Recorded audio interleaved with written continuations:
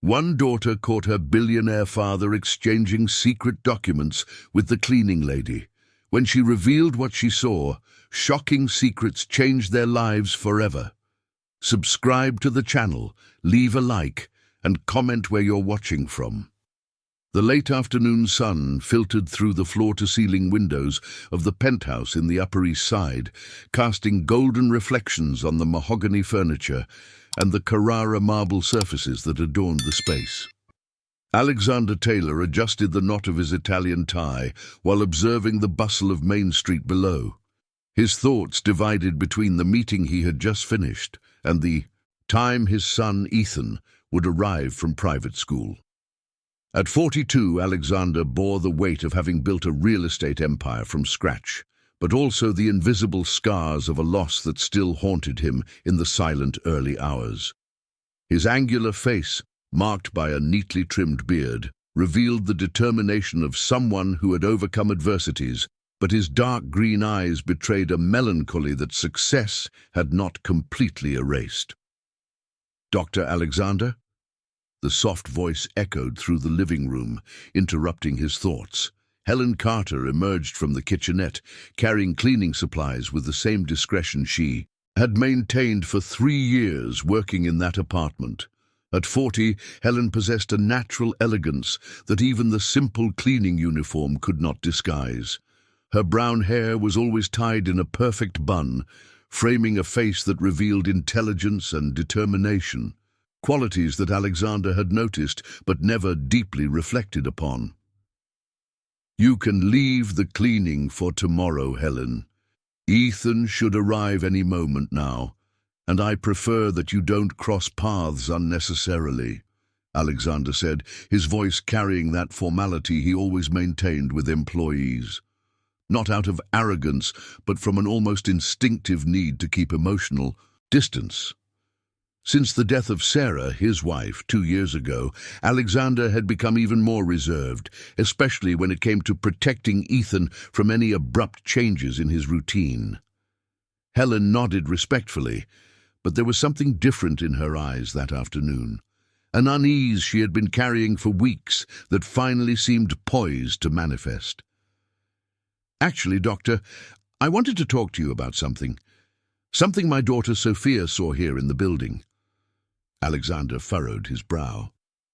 During the 3 years Helen had worked for him, their conversations had never crossed the boundaries of strictly professional. He knew she had a 7-year-old daughter, just as she knew that Ethan attended St. Joseph's Academy and enjoyed building with Lego. But those details remained on the surface of a cordial yet distant relationship. "Your daughter? She shouldn't be here in the building, Helen. The condominium rules are very clear about—" Alexander began, but was interrupted by the sound of the front door opening. Ethan had arrived from school, his navy blue backpack dragging on the marble floor, as he walked with that characteristic shyness he had developed since his mother's death. "Hi, Dad," Ethan murmured, his 5 years evident. In the way, he still pronounced some words. His blonde hair fell over the green eyes he had inherited from his father, but his expression carried an unusual seriousness for his age. "Hi, champ. How was school today?" Alexander crouched down to be at his son's level, his tone softening completely. It was impressive how his demeanor changed when Ethan was present. The relentless businessman gave way to a caring and attentive father. Before Ethan could respond, a small figure timidly appeared behind the slightly open door of the apartment. Sophia, with her 7 years and big, curious brown eyes, peeked into the luxurious environment with a mix of admiration and nervousness. Her curly hair was held up with a simple elastic, and she wore the public school uniform, a striking contrast to her surroundings. "Sophia, what are you doing here?" Helen quickly approached her daughter, visibly embarrassed by the situation. Alexander slowly stood up, his expression hardening again. "Helen, I thought we had an understanding about—" "I'm sorry, Doctor. Her school ended early today due to a staff meeting, and I had no one to leave her with. I brought her with me because I thought I would finish the cleaning." Quickly, and Helen began to explain, her cheeks slightly flushed. "Mommy," Sophia interrupted, tugging at her mother's shirt. "Can I tell the man about the men with the briefcases?" The silence that followed was almost palpable. Alexander fixed his gaze on Sophia, noticing something in the girl's serious expression that made him momentarily forget his irritation at the breach of protocol. "What men, Sophia?" asked Ethan, always curious, moving closer to the girl with genuine interest. "The men I saw exchanging briefcases in the office downstairs on Saturday when I came with Mommy," Sophia replied with that typical innocence of children, unaware of the impact of her words. Alexander felt something cold run down his spine. "What office, Sophia? And what briefcases?" Helen moved closer, placing a protective hand on her daughter's shoulder. "Sophia, dear, maybe it's not the right time to—" "It's the office with Daddy's name on the door," Sophia continued, pointing at Alexander. "The man with glasses was there with another man I've never seen. They exchanged some brown briefcases, and the man I didn't know gave the man with glasses an envelope. Robert Smith." The name echoed in Alexander's mind like a silent alarm. His minority partner was the only other person besides him who had access to the office on weekends. Robert, with his thick-rimmed glasses and his 45 years seemingly dedicated to loyalty to the company. "When exactly did this happen, Sophia?" Alexander asked, crouching down again to be at the girl's level, his voice trying to disguise the growing tension. "It was the Saturday when Mommy forgot the house key and we went back to get it from her office," Sophia replied, looking at Helen for reassurance. "Confirmation." Helen nodded slowly. "It was the Saturday before last, Doctor. I really had forgotten my key and had to go back to get it. Sophia was with me because my neighbor couldn't watch her." Alexander stood up, walking to the window as he processed the information. Robert had mentioned he would be spending the weekend at his lake house in Lakeview. Why would he be in the office? And who was the mysterious man with the briefcases? "Ethan, how about you and Sophia go play in your room while I talk to Helen?" suggested Alexander, trying to keep his voice calm. "Can I show Sophia my Lego Millennium Falcon?" Ethan asked, his eyes lighting up. For the first time that day. "Of course, champ. Have fun!" As the children headed to Ethan's room, their laughter and chatter echoing down the hall, Alexander turned to Helen. The apartment, with its high ceilings and minimalist decor in shades of grey and white, suddenly felt smaller, more claustrophobic. "Helen, I need you to tell me everything you saw that Saturday. Every detail, no matter how small." Helen took a deep breath, nervously intertwining her fingers. "Doctor, I didn't want to interfere where I wasn't called, but it's not about interfering, Helen. If what Sophia saw really happened, this could be very serious for my company." The grave tone of Alexander made Helen realize this was not casual curiosity. She sat on the edge of the Italian leather sofa, careful not to crease the cushions. "It was around 2 in the afternoon. I had finished cleaning your house and was leaving when I realized I had forgotten my apartment key here. I came back with Sophia to get it from the closet where I keep my personal belongings," Helen began, her voice gaining confidence as she continued. "When we got off the elevator on the ground floor, Sophia said she saw lights on in your office. I thought it was strange because you had traveled to Rio that weekend." "Go on," Alexander encouraged, his mind already making connections he didn't want to consider. Sophia insisted on looking through the glass door of the office. "I tried to dissuade her, but you know how curious kids are. That's when she saw Mr. Robert with an older man, grey-haired, and in a very expensive suit. They were at the conference table, exchanging briefcases." Alexander moved closer to the kitchen island, pouring a glass of water he didn't drink. His hands, always steady in million-dollar negotiations, trembled slightly. "Did you see anything else? Would you recognize the man?" Helen hesitated for a moment. "Doctor, I kind of recognized him. I thought I had seen him somewhere, but I couldn't remember where." From Ethan's room came sounds of laughter and Lego pieces being assembled. Sophia was explaining something to Ethan with the patience of an older sister, and Ethan was responding with unusual enthusiasm. It was the first time in months that Alexander heard his son laugh like that. "Helen," Alexander turned to her, his face serious, "I need you to understand that what we're discussing here cannot leave this apartment. If your suspicions are correct, this could involve very serious matters." "I understand, Doctor. I only told you because I thought you should know. How long has Robert been your partner?" 12 years. Since I started the company. He was one of the first investors when I was still struggling to get my first project off the ground. The confidence in Alexander's voice was being replaced by a corrosive doubt. Robert knew all aspects of his business, had access to insider information about bids, and was aware of the company's expansion plans. If he was indeed selling information— "Mommy, can I sleep here tonight? Ethan said he has a movie theater in his house." Sophia's voice interrupted Alexander's thoughts. Helen quickly stood up.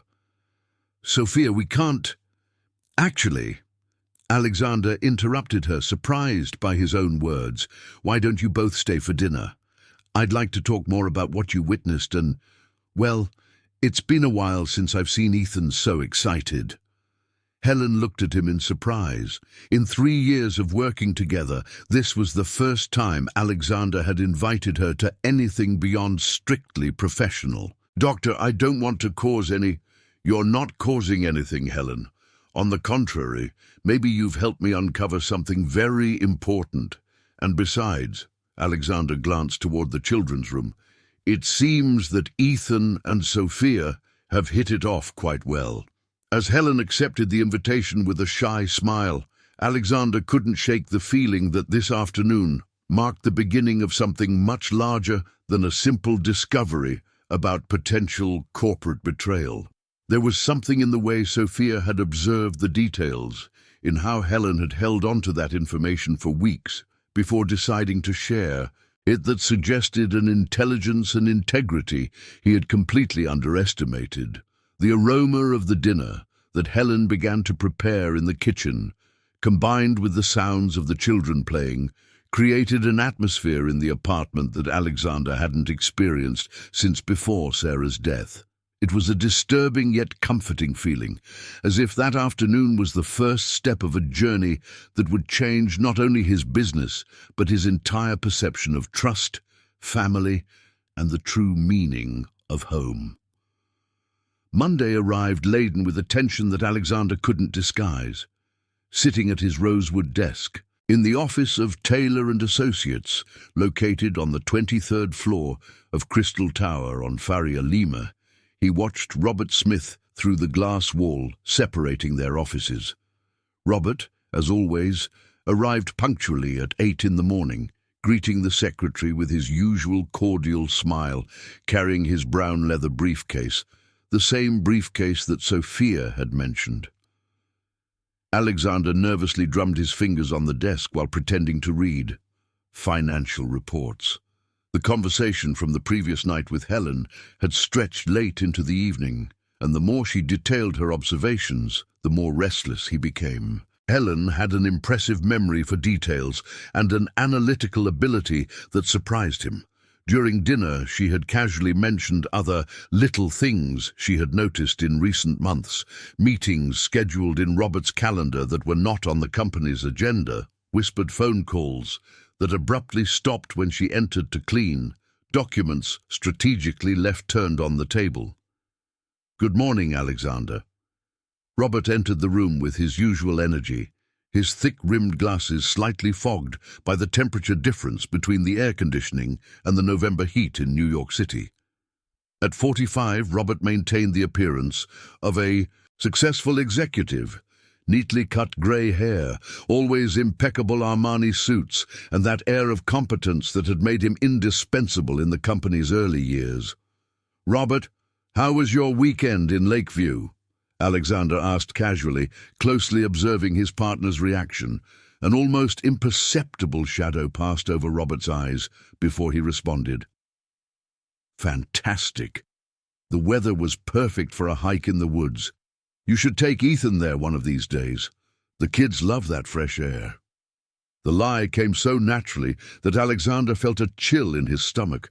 Robert had not only lied about being in Lakeview, but he also had the audacity to suggest that he take Ethan there. I'm sure he would love it, Alexander replied, keeping his tone neutral. By the way, I need you to review the contracts for the housing project in Westside. The proposal deadline is Friday. Robert nodded, but Alexander noticed how his fingers tensed slightly at the mention of the housing project. It was a $15 million venture that could mean the difference between a profitable year and an exceptional year for the company. Of course, Alexander, I already have all the numbers in my head. Our proposal will be unbeatable. Robert smiled, but there was something forced in his expression. By the way, did you hear that Meridional Construction is also bidding? I heard they have insider information about the evaluation criteria. Alexander felt his pulse quicken. Meridional Construction was one of the company's biggest competitors, known for its questionable practices and dubious political connections. If Robert was mentioning insider information... What kind of information? Alexander asked, trying to sound merely curious. Oh, you know how this market is. There are always some rumors, some hallway talk. Nothing confirmed, of course. Robert shrugged, but his eyes avoided direct contact with Alexander. At that moment, Carla, the secretary who had been with the company for 5 years, interrupted with coffee on a silver tray. Dr. Alexander, the meeting with the Japanese investors is confirmed for 3 this afternoon, and your sister called asking about Sunday lunch. Thank you, Carla. Alexander accepted the coffee, using the moment to organize his thoughts. The mention of his sister Patricia reminded him that Sunday would be the monthly family lunch at their mother's apartment in Westside, a tradition they had maintained religiously since Mariana's death. After Robert left his office, Alexander called Helen. She answered on the 3rd ring, her voice sounding closer than he expected. Dr. Alexander, is something wrong? Helen, are you in the building? Yes, I'm finishing organizing the laundry room. Sophia is at school. Can you come to my office? There's something I need you to see. 20 minutes later, Helen entered the office of Taylor & Associates for the first time since she started working for Alexander. She wore a simple white blouse and jeans, but Alexander noticed how she observed everything attentively, the pictures on the walls, the arrangement of the desks, the employees working. It's impressive how you managed to build all this, she said softly, genuinely admiring. Alexander guided her to his office, closing the door behind them. Helen, I need you to look at that man over there, he said, discreetly pointing to Robert across the glass wall. Is he the one you saw on Saturday? Helen moved closer to the window, pretending to admire the city view. Her eyes fixed on Robert for a few seconds before turning back to Alexander. Yes, that's him, the man with the glasses. But, Doctor, I remembered where I saw the other man. Alexander felt his heart race. Where? On television. He was in a report about corruption in the City Hall a few months ago. I remember because Sophia was watching cartoons and I changed the channel. His name is, let me think, Martin something. Martin Foster. He's the owner of a construction company that was investigated for overpricing in public works. Alexander felt the world tilt slightly. Martin Foster was the president of Meridional Construction, exactly the company Robert had mentioned as having insider information. Are you absolutely sure it was him? I am, Doctor. I have a good memory for faces. Besides, Sophia was impressed with his car, a big black Mercedes. She said she'd never seen such a beautiful car. Alexander sat heavily in his chair. Robert was not just leaking information to competitors.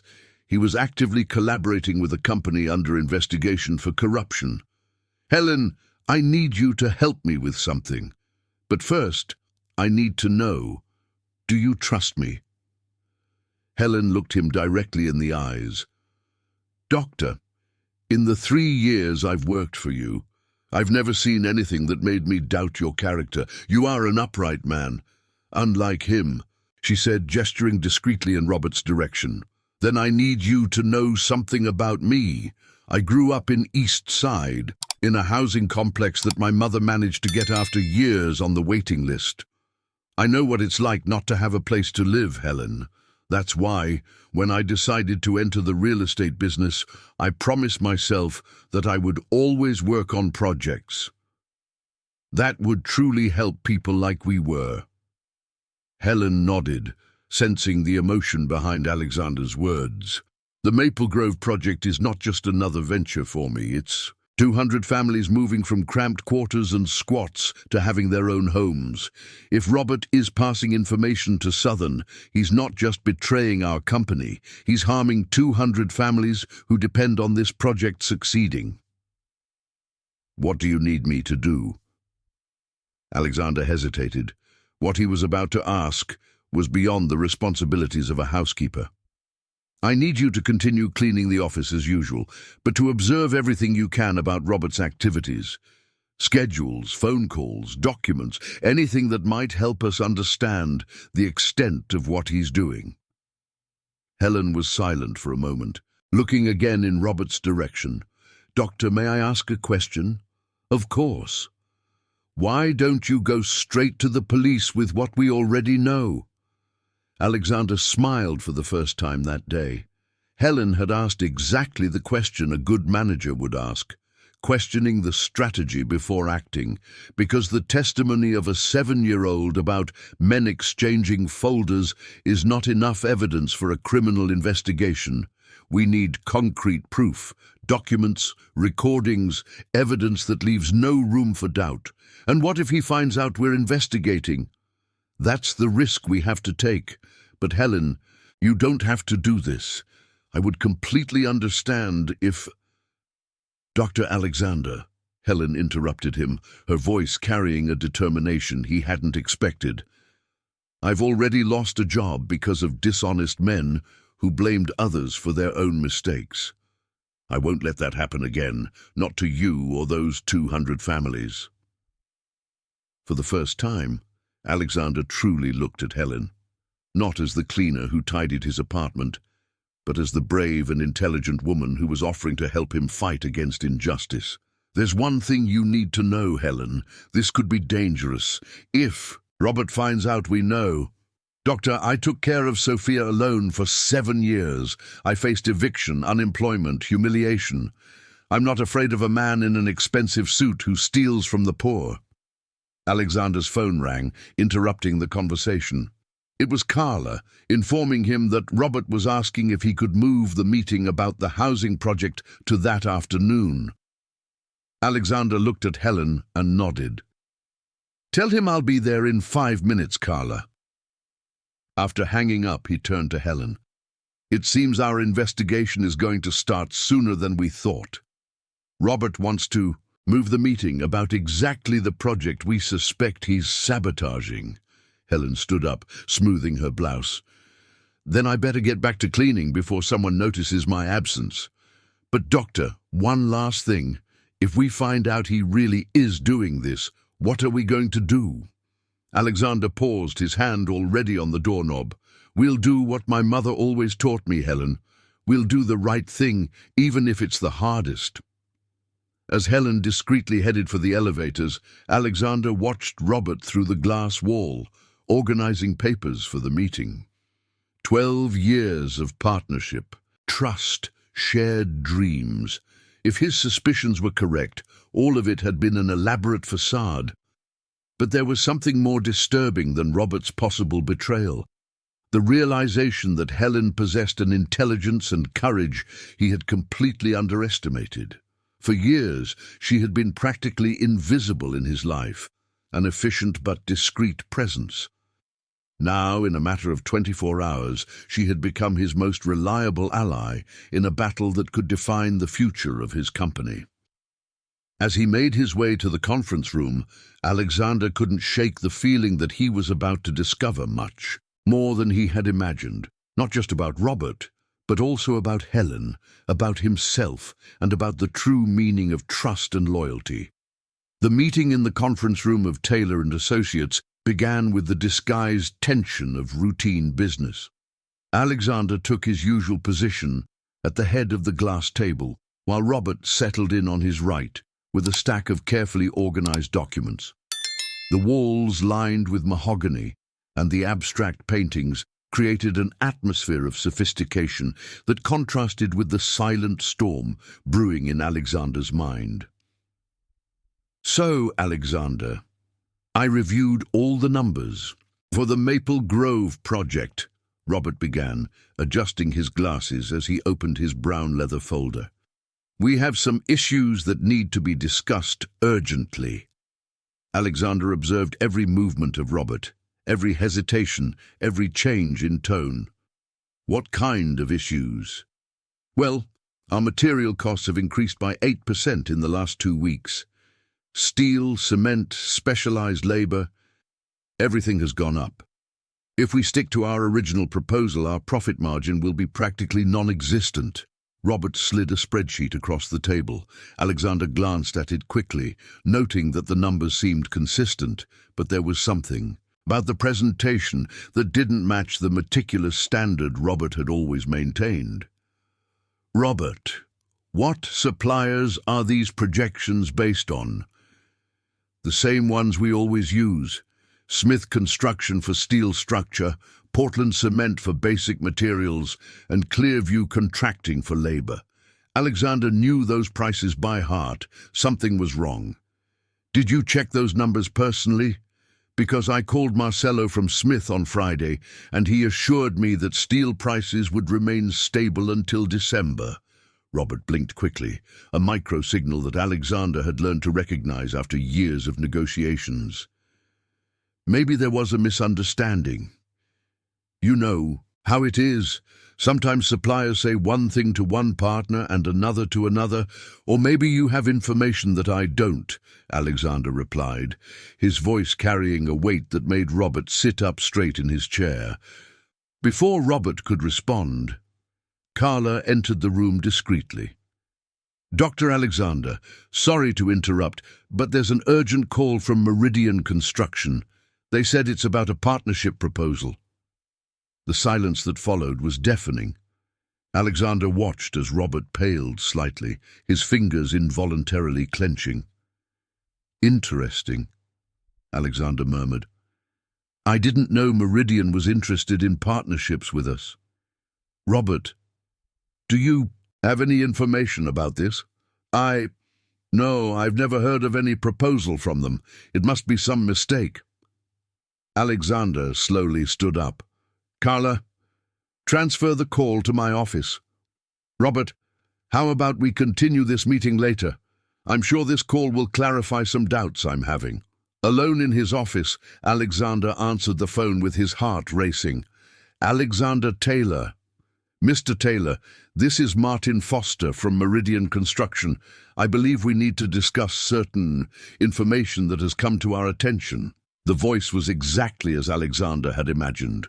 Smooth, polite, but with a threatening undertone that men like Martin Foster cultivated over decades of shady business. "What kind of information, Mr. Foster?"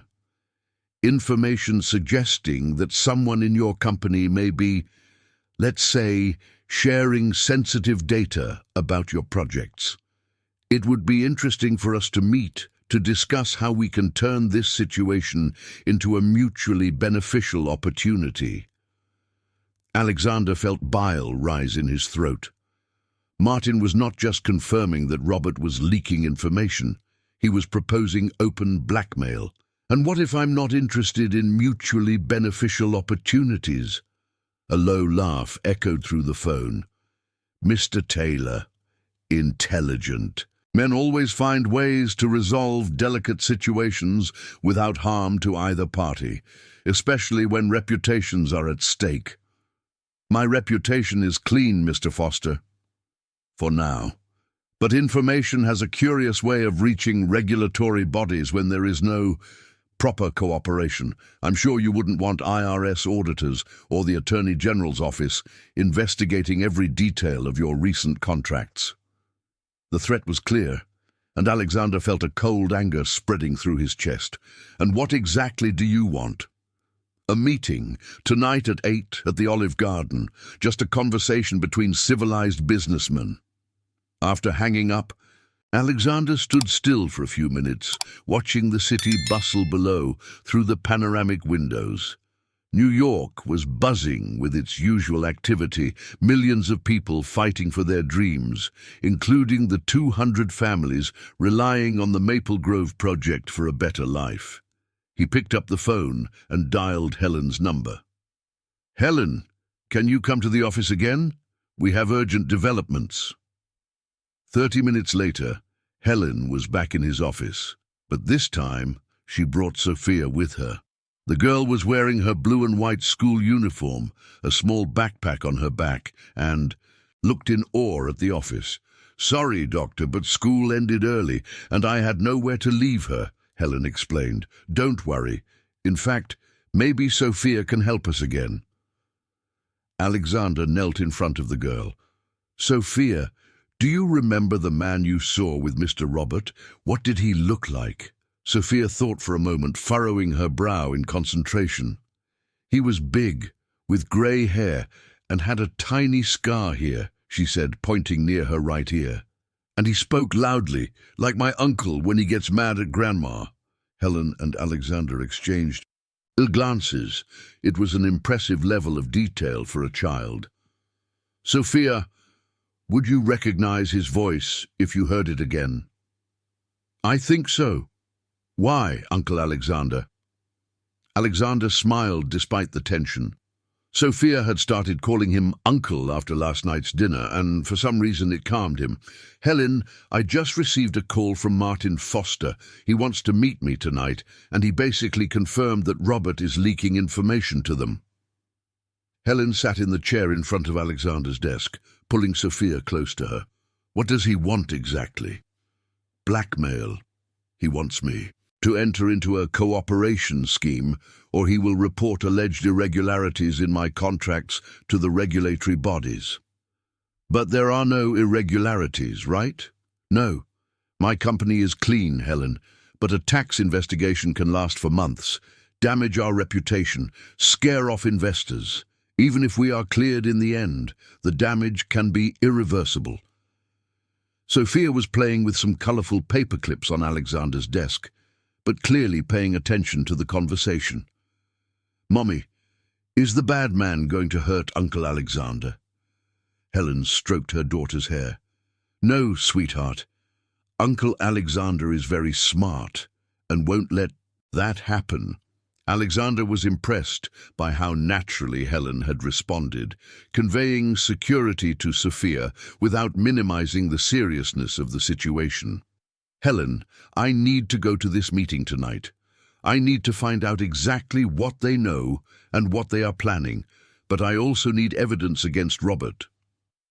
"What do you have in mind?" Alexander hesitated. What he was about to propose was risky and would put Helen in a delicate position. "Robert always stays late on Thursdays, reviewing reports for Friday meetings. If you were cleaning the office tonight, I could look for physical evidence." "Of what he's doing," Helen completed. "Documents, notes, anything that proves the betrayals." "It's dangerous, Helen. If he finds out—" "Doctor, I already told you I'm not afraid. But I need to know. Do you trust me enough to give me access to sensitive company information?" The question caught Alexander off guard. In 3 years, Helen had had access to his home, his personal life, to Ethan. But work was different. Or was it? "I trust you, Helen, more than I trust Robert at this moment." At that moment, Robert knocked on the glass door. Alexander gestured for him to enter, Alexander, sorry to interrupt, but I need to leave early today. My wife has a doctor's appointment and... Robert stopped when he saw Helen and Sophia in the room. His eyes narrowed slightly, an expression that Sophia noticed. "Hello, Mr. Glasses," Sophia said cheerfully, waving.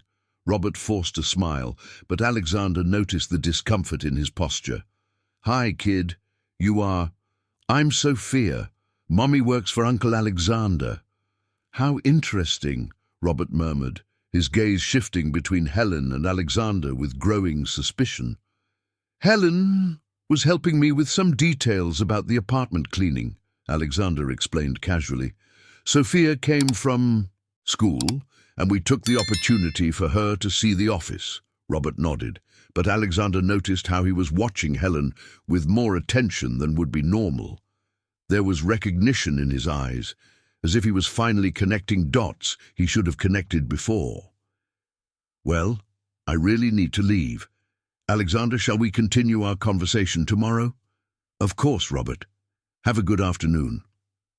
After Robert left, Helen approached the window and watched him cross the street toward the parking lot. "Doctor, he recognized us, I'm sure." Alexander joined her at the window. "How can you be sure?" "The way he looked at Sophia. On Saturday, when she saw him in the office, she waved at him through the glass door. Kids do that, right? She thought he would wave back, but he was very serious and said something to the other man that made both of them look in our direction." Alexander's stomach tightened. "Do you think he knows you saw him?" "I think now he suspects, and he also suspects that we told the authorities." Sophia, who had been listening to the conversation while playing, approached Alexander. "Uncle Alexander, the man with glasses isn't good, is he? Just like those bad men in Mommy's movies." Alexander knelt down to Sophia's height, his large, calloused hands gently holding her tiny ones. "Sophia, there are people in the world who do bad things because they want a lot of money. The man with glasses might be one of those people. But are you going to arrest him?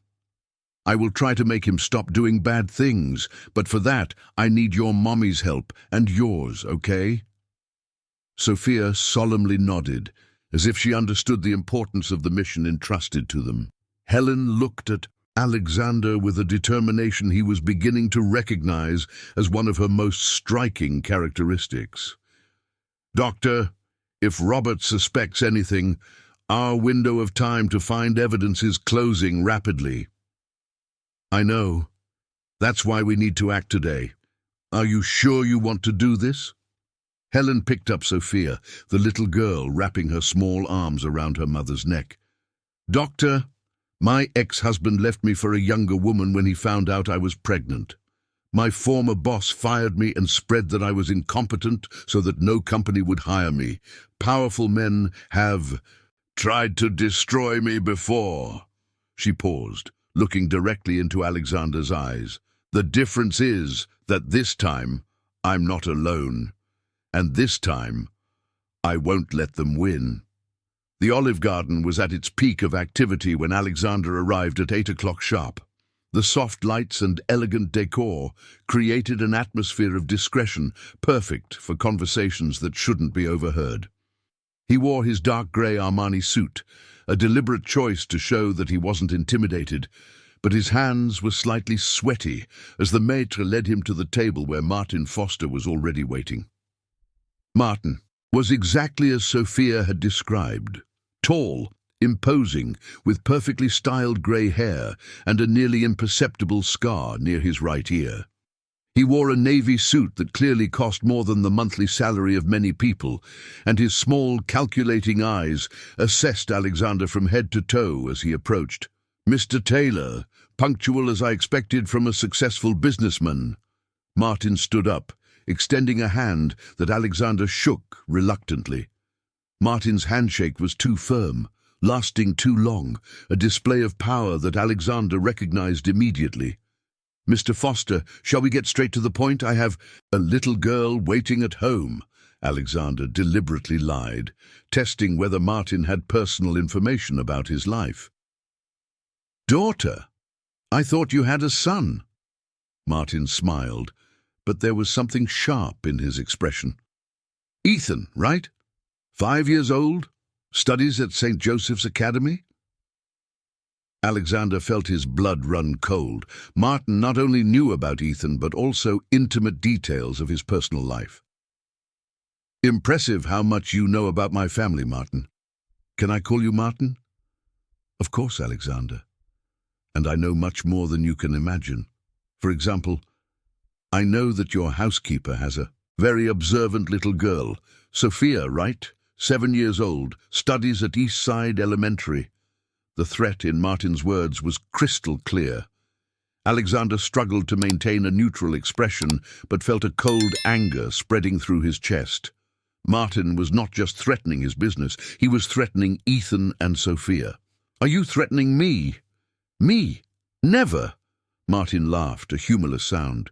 I'm simply demonstrating that I'm a well-informed man. Information is power, Alexander, and well-used power benefits everyone involved. The waiter approached discreetly. Martin ordered a 25-year-old Scotch whiskey, while Alexander opted for mineral water. He needed to keep his mind clear. So, what exactly is your proposal? Alexander asked when they were alone again.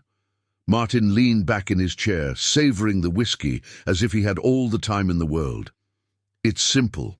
You have access to information about public tenders, architectural plans, construction schedules, valuable information for those who know how to use it properly. You want me to sell privileged information. I prefer the term data sharing for market optimization. Sounds more professional, don't you think? Alexander leaned forward. And what if I refuse? Well, that would be a shame, especially since I'm sure the IRS auditors would find fascinating irregularities in your contracts from the last 5 years. Nothing you couldn't eventually explain, but the process would be exhausting. For you, for your company, for your family. Martin paused, theatrically swirling the whiskey in his glass. Besides, accidents happen, Alexander, especially with curious children who see things they shouldn't see. Alexander stood up abruptly, his hands clenching into fists. If you lay a finger on Ethan or Sophia... Sit down, Alexander. Martin's voice turned cold. You're not in a position to make threats. I have information about your operations that could ruin your reputation permanently. I have contacts in regulatory agencies who would love to investigate every penny that has passed through your accounts, and I have resources to deal with people who don't cooperate. Alexander sat down slowly, his mind racing. He needed to buy time, find out more about the scheme, and most importantly, protect the children. What kind of information do you want exactly? Now we're getting to the point.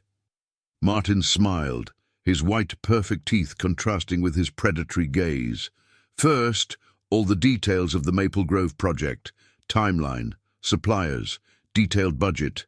Then, information about future bids that you know in advance. And in return, you receive a 15% commission on every contract we secure through your information. In the Maple Grove project, for example, that would represent approximately $80,000 for you. Alexander pretended to consider the offer while actually calculating how to get out of this situation without putting anyone at risk. I need time to think. Of course, but not too much time. Let's say until Friday. The deadline for the Maple Grove proposals is Friday, so it would be convenient to have an answer by then. And if I agree, how would the information sharing work? Martin leaned forward, lowering his voice. You have a very helpful employee in your company, Robert Smith. He has been facilitating our communication for the past few months. Alexander feigned surprise. Robert is involved in this. Robert is a pragmatic man. He understands that sometimes strategic alliances benefit everyone involved. He has been instrumental in our partnership. How long have you been working together? Officially, This would be our first collaboration, but Robert and I have known each other for years. We have mutual friends in the construction sector. Alexander nodded, absorbing every word. Robert was not just betraying the company. He was personally betraying Alexander, selling information to a man who clearly had no scruples. "Martin, can I ask a question? Why not just buy off Robert? Why involve me in this?" Martin laughed again. "Robert is useful, but he's a small fish. You, Alexander, have access to information that Robert will never have. Besides, you have reputation, contacts, credibility. With you on our side, we wouldn't just be buying information, we would be buying legitimacy." Dinner arrived, but neither of them touched the food. The tension at the table was almost palpable, disguised only by the civilized conversation they maintained to avoid drawing attention from other patrons. "Alexander, can I be frank with you? Please. This market is changing. The days when you could win bids solely on technical competence are over. Today, those with more information, more connections, more moral flexibility are the ones who thrive. You can choose to adapt to this reality or be crushed by it. And what about the families that depend on these housing projects? What happens to them when companies like yours win bids through corruption?" Martin shrugged. "The houses are built the same way, Alexander. The only difference is who gets the money. We're not harming anyone, just redirecting profits." The coldness with which Martin spoke about harming 200 families made Alexander realize he was dealing with someone genuinely dangerous. It wasn't just greed, it was a complete lack of empathy. "I need to leave," Alexander said, standing up. "As I said, I need time to think." "Of course, but remember, Alexander, Friday. And also remember that your decision affects more people than just you." When Alexander reached the parking lot, his hands were shaking slightly. Martin had not, only confirmed his worst suspicions about Robert. He had made it clear that he knew intimate details about Ethan and Sophia. The threat was real and immediate. He called Helen while driving back to Upper East Side. "Helen, how are things there?" "Doctor, I managed to get into the office. Robert really stayed late, but he left about an hour ago. I found some interesting things." "Can you talk on the phone?" "Better not. Can you come home? Sophia is sleeping here on the couch, and I'd prefer not to wake her." Alexander hesitated. Going to Helen's apartment in East Side would be a significant step, a definitive break of the social barriers he had always maintained. But after the conversation with Martin, those barriers seemed less important than the safety of everyone involved. "Send the address. I'm on my way." The trip from Upper East Side to East Side took 45 minutes in São Paulo's nighttime traffic. Alexander drove his BMW through increasingly narrow and dimly lit streets, transitioning from wide avenues and mirrored buildings to housing complexes and simple homes. It was a journey not just geographical, but emotional, a return to his roots that he had tried to forget in recent years. Helen's apartment was on the 4th floor of a 5-story building with no elevator. Alexander climbed the concrete stairs, the echo of his footsteps reverberating off the peeling light green walls. The hallway smelled of home-cooked food and disinfectant, a combination that instantly transported him back to his childhood. Helen opened the door before he even knocked, as if she had been waiting by the window. "Doctor, come in. Sorry for the mess. I wasn't expecting—" Alexander entered the 2-bedroom apartment, simple but impeccably clean and organized. Old but well-kept furniture, photographs of Sophia, in cheap but lovingly arranged frames, plants that thrived despite the lack of natural light. It was a real home, built with love despite financial limitations. Sophia was sleeping on the 2-seater couch, covered with a colorful crocheted blanket, her curly hair spread across the pillow. Ethan was sitting on the floor, next to her, also sleeping, leaned against the arm of the sofa. Apparently, they had fallen asleep watching television together.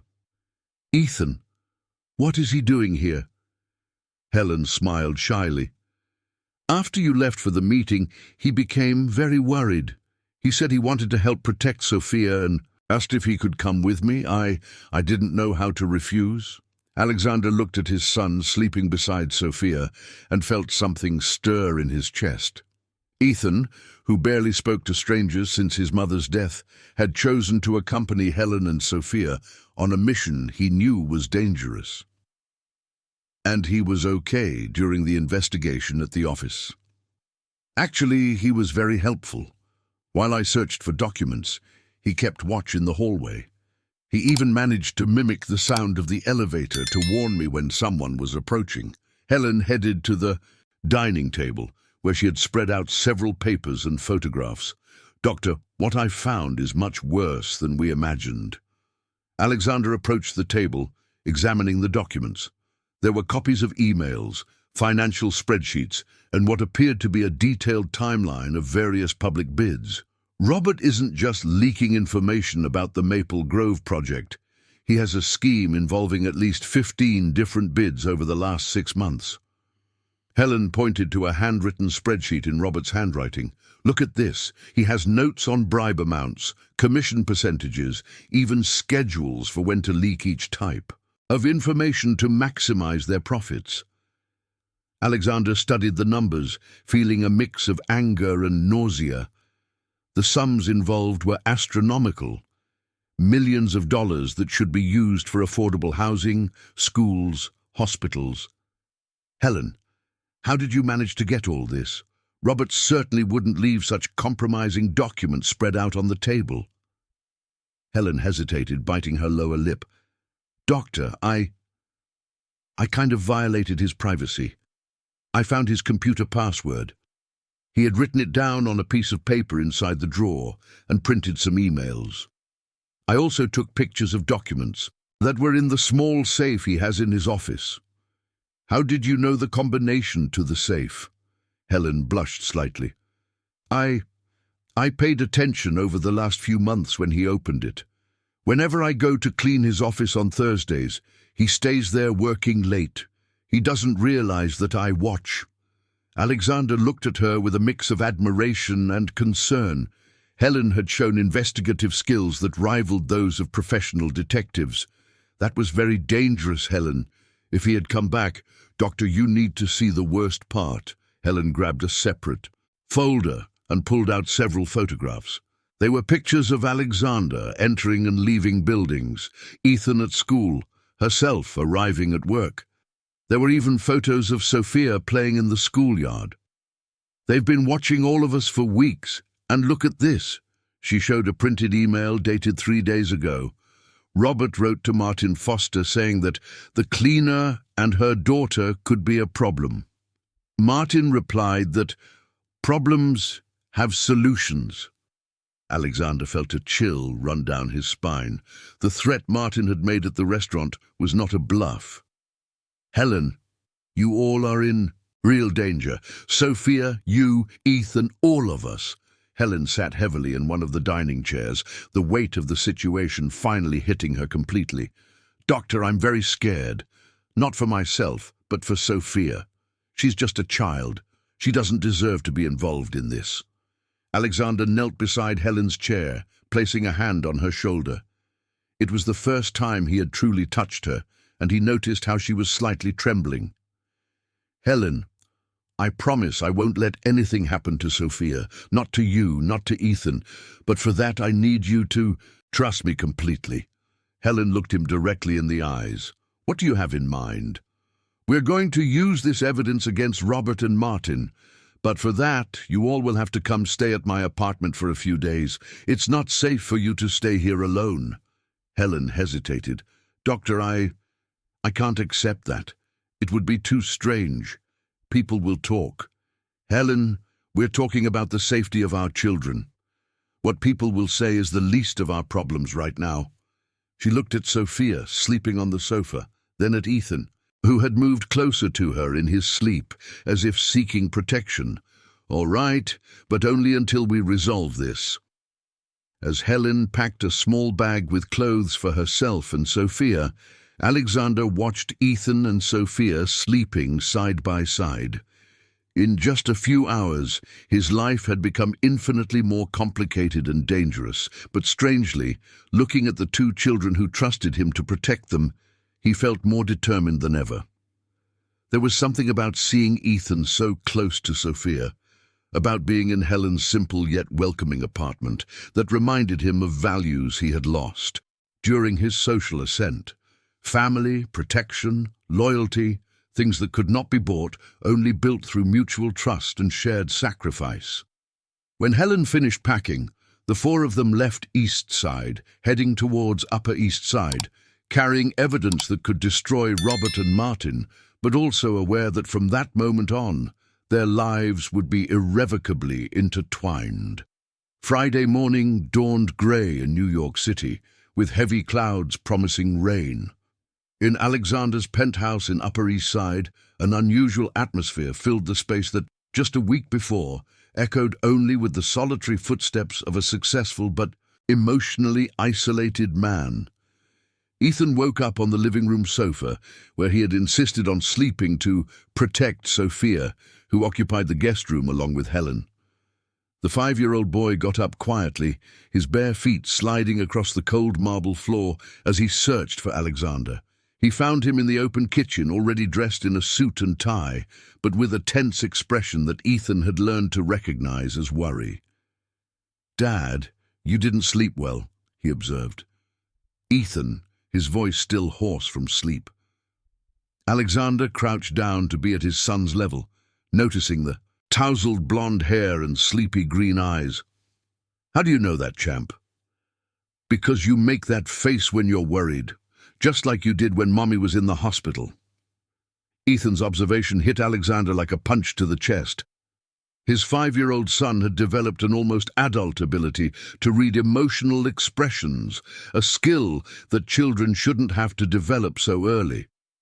"Ethan, do you remember what we talked about yesterday regarding people who do bad things?" Ethan nodded solemnly. "Mr. Robert and the bad man want to steal money from families who need homes." "That's right. Today, I'm going to try to stop that, but I need you to be very brave and take care of Sophia while I'm not here." "I'll protect her, Daddy, just like you're protecting us." At that moment, Sophia appeared in the kitchen, her curly hair even more unruly after a night on a strange pillow. She was wearing a pink, unicorn-patterned pajama set that Helen had packed in a hurry. "Good morning, Uncle Alexander. Good morning, Ethan." Her morning energy contrasted with the tension of the adults. Helen soon followed behind her daughter, wearing the same outfit from the day before, but with a clean and determined face. There was something different about her posture, a confidence that Alexander hadn't noticed before, as if the responsibility of the situation had awakened aspects of her personality that had remained dormant during her years as a housekeeper. "Dr. Alexander, I hardly slept thinking about everything we discovered yesterday. I have some ideas on how to proceed today." Alexander poured coffee for Helen, observing how she moved through the kitchen with increasing familiarity. "What kind of ideas?" "Well, Robert is going to wait for your response about Martin's proposal until the end of the day, right? That gives us a window of time to act." Helen sat at the glass dining table, which Alexander rarely used, preferring to eat at the kitchen counter when he was alone with Ethan. "My suggestion is that we confront Robert directly, but strategically. If he thinks he still has the upper hand, he might expose himself even more." "Confront how?" "You can say that you're considering accepting Martin's proposal, but that you need guarantees about the children's safety. Robert will want to facilitate the deal, and he might end up revealing more details about the scheme." Alexander frowned. "It's risky, Helen.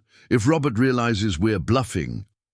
"That's why we need backup. I was wondering, do you have any contacts in the federal police or the Attorney General's office?" The question surprised Alexander. Helen was thinking like an experienced strategist, not like a frightened domestic worker. I do. A prosecutor who worked on some of my social housing projects. Dr. Fernando Adams. Why? Because if we have someone officially involved when we confront Robert, he won't be able to simply deny or try to get rid of the evidence. Sophia was playing with Ethan in the living room, building a tower with cushions, but Alexander noticed that she was paying attention to the adults' conversation with a disturbing intensity for a 7-year-old. "Sophia," Alexander called gently, "do you and Ethan want to watch cartoons on the TV in my room? There's a bigger screen there." "Can I choose the channel?" Sophia asked excitedly. "Of course. And there's a video game too, if Ethan wants to teach you how to play." After the children left for the bedroom, Alexander sat across from Helen at the dining table. The morning light filtered through the curtains, creating an unexpected intimacy between them. "Helen, I need to ask you something. Where did you learn to think strategically like this? Last night, your investigation in the office. Today, your suggestions. This goes far beyond what any ordinary person would do." Helen hesitated, nervously stirring her coffee cup. "Doctor, I wasn't always a housekeeper. Before Sophia was born, I worked as an executive assistant at a business consulting firm. I dealt with internal investigations, audits, delicate situations." Alexander leaned back in his chair, processing the information. "And what happened?" "I discovered that my boss was embezzling employee pension funds. When I tried to report it, he fired me for incompetence and spread that I was emotionally unstable. No one else wanted to hire me for an executive position." Helen paused, looking out the window at the city waking up below. "When Sophia was born and her father abandoned me, I had no choice. I started working as a housekeeper because it was the only job I could get. But I never lost the skills I had developed." Alexander felt a mix of anger and admiration. Helen had been a victim of the same type of corruption that now threatened his company, but instead of victimizing herself, she had chosen to fight. "Why didn't you ever tell me this before? Because I learned that successful people like you rarely believe stories from domestic workers claiming to have had previous careers. It's easier to be seen as just a housekeeper than as a failure trying to promote herself." Helen's brutal honesty forced Alexander to confront his own prejudices. For 3 years, he had interacted with an intelligent and capable woman as if she were invisible, reducing her to a function instead of recognizing her as a person. "Helen, I apologize. I should have—" "Doctor, you don't need to apologize. What matters is what we do from now on." At that moment, Alexander's phone rang. It was Carla from the office. "Dr. Alexander, Mr. Robert wants to move the meeting about the Maple Grove project to 9 in the morning. He said it's urgent." Alexander looked at Helen, who nodded determinedly. "Carla, confirm the meeting. And can you cancel my other morning appointments? I have some personal matters to attend to." After hanging up, Alexander turned to Helen. "It's time. Robert is getting nervous and wants to speed up the schedule." "Perfect. That means we're on the right track." Alexander hesitated before asking the next question. "Helen, are you sure you want to get involved in this? There's still time for you and Sophia to stay here while I sort things out." Helen stood up, walking to the window that offered a panoramic view of New York City. Down below, the city buzzed with millions of people fighting for their dreams, including families like the one she had once been a part of. "Doctor, do you remember what you told me about growing up in East Side?" "I remember. I also grew up in a housing project. My parents waited 8 years in line to get our house, 8 years living with others, moving from place to place, enduring humiliations." She turned to Alexander, her eyes shining with fierce determination. "When we finally got our house, it was through an honest housing project created by a company that truly wanted to help families like ours. I won't let men like Robert and Martin destroy the chance for other families to have what we had. Alexander stood up as well, moving closer to Helen at the window. What if that put Sophia in danger? Sophia needs to learn that sometimes it's necessary to fight for what's right, even when it's dangerous. I'd rather her grow up seeing her mother fight against injustice than hiding out of fear. They stood in silence for a few seconds, watching the city below. Alexander realized that Helen was not just an ally in the fight against Robert and Martin. She was someone who shared his deepest values, someone who understood where he came from and what truly mattered. Helen, there's something I need to tell you before we head to the office. What is it? Last night, when Martin threatened me, it wasn't just my company he put at risk. He specifically mentioned Sophia. He knew where she goes to school, where you work. They've been watching you for weeks. Helen paled slightly, but her voice remained steady. Then we have no choice. If we try to hide, they'll keep threatening us. The only way to protect Sophia is to take them down. Are you sure? Doctor, I've already told you I'm not afraid of a man in an expensive suit, and I'm not about to start now. Alexander smiled for the first time that morning. Helen possessed a courage he rarely found in the business world, where most people chose safety over justice. Then let's take them down. As they prepared to leave, Ethan and Sophia appeared in the room, hand in hand, with an unusual seriousness for their ages. Dad, Ethan began, we want to help. Ethan, this is adult business. I know, Ethan interrupted, but Sophia had an idea. Sophia stepped forward, her brown eyes shining with determination. Uncle Alexander, I can recognize the bad man's voice, remember? And Ethan is really smart. We can help. Helen knelt down to her daughters. Level. Sophia, dear, this could be dangerous. Mommy, just like you always teach me, when someone is mean to other people, we have to help stop it, right? Alexander looked at Ethan, who nodded vigorously. Dad, I want to help the families that need homes, just like you are doing. In that moment, Alexander realized that the battle he was about to fight was not just about money or corruption. It was about what kind of world they were building for Ethan and Sophia. A world where injustice was fought against, or a world where it was tolerated out of fear. All right, he finally said, but you do exactly what Helen and I say. Deal. Deal, the children responded in unison. As they left the apartment heading to the office, Alexander couldn't predict what would happen in the coming hours. But for the first time in years, he felt he wasn't facing the challenges alone. Helen had proven to be not just a smart and courageous ally, but someone who shared his worldview. And Ethan and Sophia, with their determined innocence, constantly reminded him of why the fight was worth it. The elevator descended through the 32 floors of the residential building, carrying 4 people whose lives had intertwined in unexpected and irreversible ways.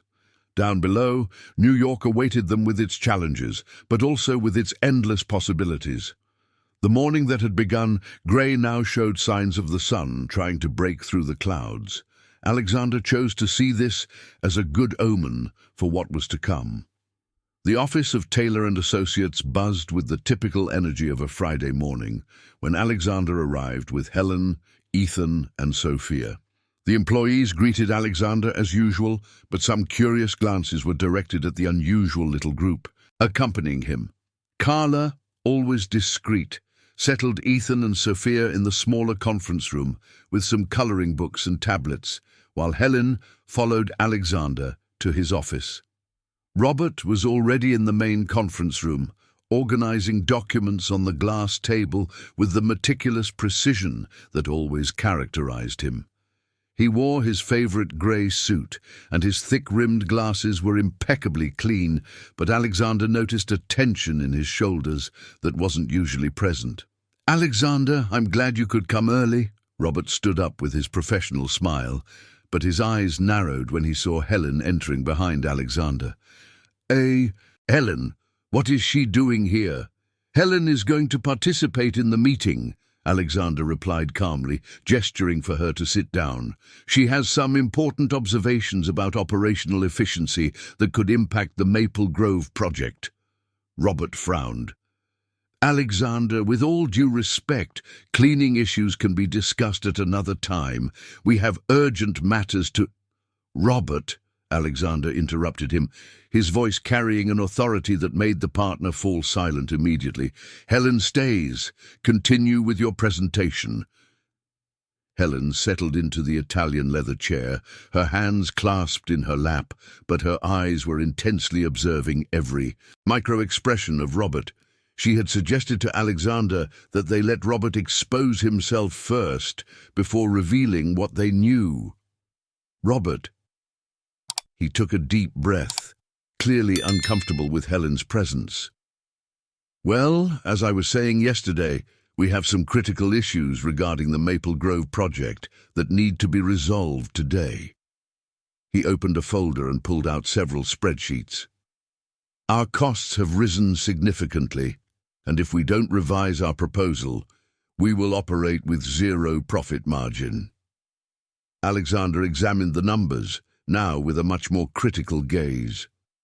Robert, are you sure these material costs are correct? Because I spoke with some suppliers last night and— Alexander, Robert quickly interrupted him. You spoke with suppliers last night? Which suppliers? Robert's defensive reaction confirmed Alexander's suspicions. Why, Robert? Is there a problem with me talking directly to our business partners? Helen observed the exchange, noting how Robert avoided direct eye contact and how his fingers nervously drummed on the table. These were body language signs she had learned to recognize in her years as an executive assistant. No, of course, there's no problem. It's just that, well, sometimes contradictory information can confuse negotiations. Alexander leaned back in his chair, adopting a more relaxed posture. Robert, I need to tell you something. Last night I received an interesting proposal. Robert straightened in his chair. What kind of proposal? Martin Foster from Meridian Construction reached out to me. He said he has information about irregularities in our processes, and he suggested a partnership. The silence that followed was almost palpable. Robert visibly paled, his hands clenching over the documents. Martin Foster? I don't understand. Why would he reach out to you?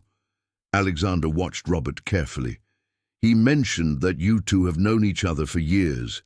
He said you facilitated the contact. Me?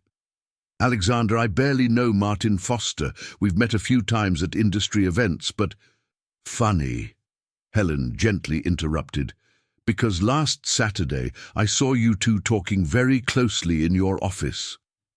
Robert turned to Helen as if he had been slapped. What did you say? I said I saw you and Martin Foster in your office last Saturday, exchanging documents to be more specific. Alexander watched Robert struggle to maintain his composure.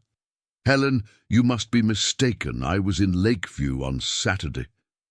Robert, Alexander said calmly, my daughter also saw you.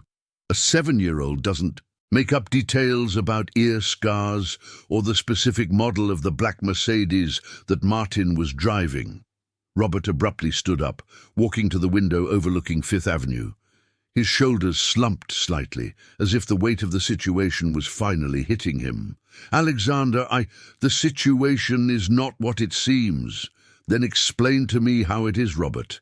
Explain to me how my 12-year partner, a man I trusted like a brother, is selling information about our company to our competitors.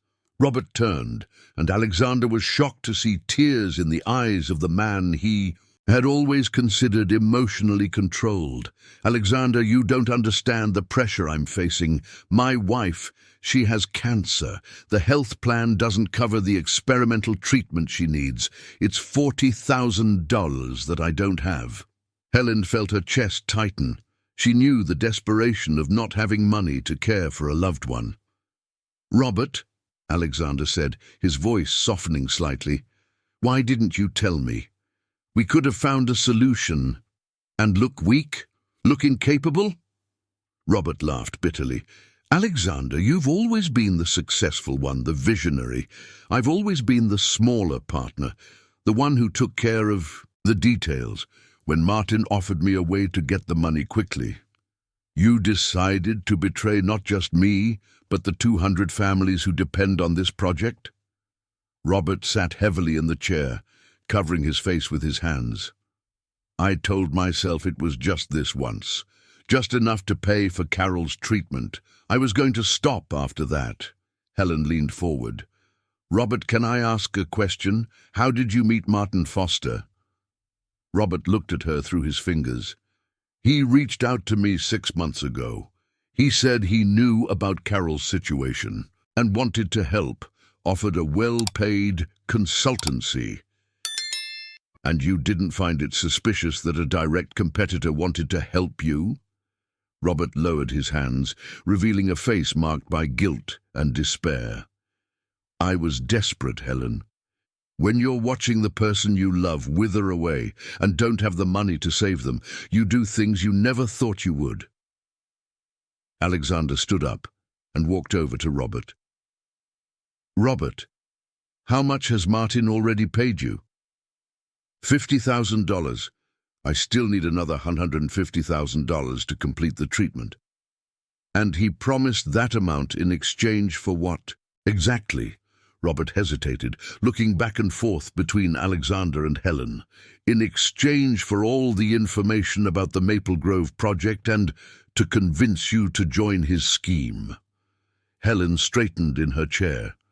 Convince you how? Martin said it would be easier if you were a willing partner than a target. He wants permanent access to your information, Alexander. The Maple Grove is just the beginning. Alexander felt the anger rise in his throat. Robert, do you understand that what Martin is doing is not just corporate corruption? He is threatening my family. He threatened Sophia, a 7-year-old, and child. Robert paled even more. He threatened the children. Last night at dinner, he made it clear that he knew where Ethan goes to school, where Helen works, where Sophia lives. And he said that accidents happen to curious children. Robert stood up abruptly, walking back to the window. Alexander, I swear to God I didn't know he would threaten children. I thought it was just business. Helen watched Robert carefully. There was something in his reaction that seemed genuine, real horror at discovering that Martin had threatened the children.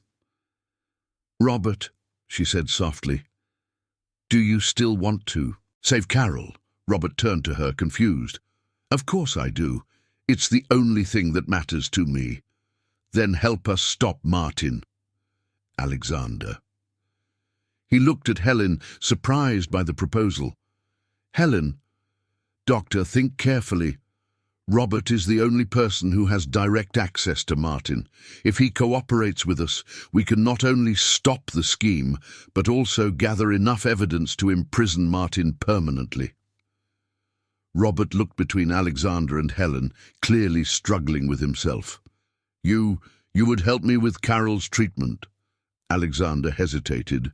Robert had betrayed his trust in a devastating way, but the situation was more complex than simple greed. Robert, if you cooperate fully, and I mean fully, with us to dismantle Martin's scheme, I will personally pay for Carol's treatment. Tears returned to Robert's eyes. Alexander, would you do that, even after what I did? I would do it for Carol, and because, despite everything, I still believe there is a decent man beneath the terrible choices you made. Helen stood up, walking over to Robert. But there are conditions. First, you will help us record Martin confessing to the scheme. Second, you will return every penny you received from him. And third, after we resolve this, you will distance yourself from the company. Robert nodded vigorously. I accept everything, anything, to fix what I did. Alexander looked at Helen with admiration. She had turned a confrontational situation into an opportunity for redemption, finding a way to save Carol, protect the Maple Grove project, and still give Robert a chance to redeem himself. Robert, I will call a contact of mine at the Attorney General's office, Dr. Frank Adams. He will coordinate the operation to arrest Martin. And what about the families of the Maple Grove project? Helen asked. Alexander smiled. The project will continue, honestly, as it always should have. At that moment, Ethan appeared at the door of the conference room, followed by Sophia. Dad, is Mr. Robert crying? Robert quickly wiped his eyes, trying to regain his composure. Hi, Ethan. Hi, Sophia. I'm fine. Sophia approached Robert with the typical innocence of children. Mr. Glasses, were you doing bad things with the bad man? Robert looked at the girl who had inadvertently exposed his scheme, and more tears streamed down his face. Yes, Sophia, I was, but now I will help Uncle Alexander stop the bad man. Sophia thought for a moment, then extended her little hand to Robert. So now you're on the good team? Robert took Sophia's small hand in his. Yes, Sophia, now I am on the good team. Alexander watched the scene with emotion. In a matter of minutes, Helen had transformed Robert from an enemy into an ally. Sophia had offered forgiveness with the pure simplicity of childhood. And Ethan was observing everything with the seriousness of someone learning important lessons about redemption and second chances. Well, Alexander said, clearing his throat, let's call Dr. Frank and plan how to arrest Martin Foster. As they dialed the prosecutor's number, Alexander couldn't help but think about how drastically his life had changed in just 1 week. Helen had proven to be not only an exceptional employee, but a true partner. Robert had shown that people can make terrible mistakes for understandable reasons, and the children had demonstrated that innocence and forgiveness can be more powerful than anger and revenge. Outside, New York City continued its frantic pace. But inside the conference room of Taylor and Associates, something fundamental had changed.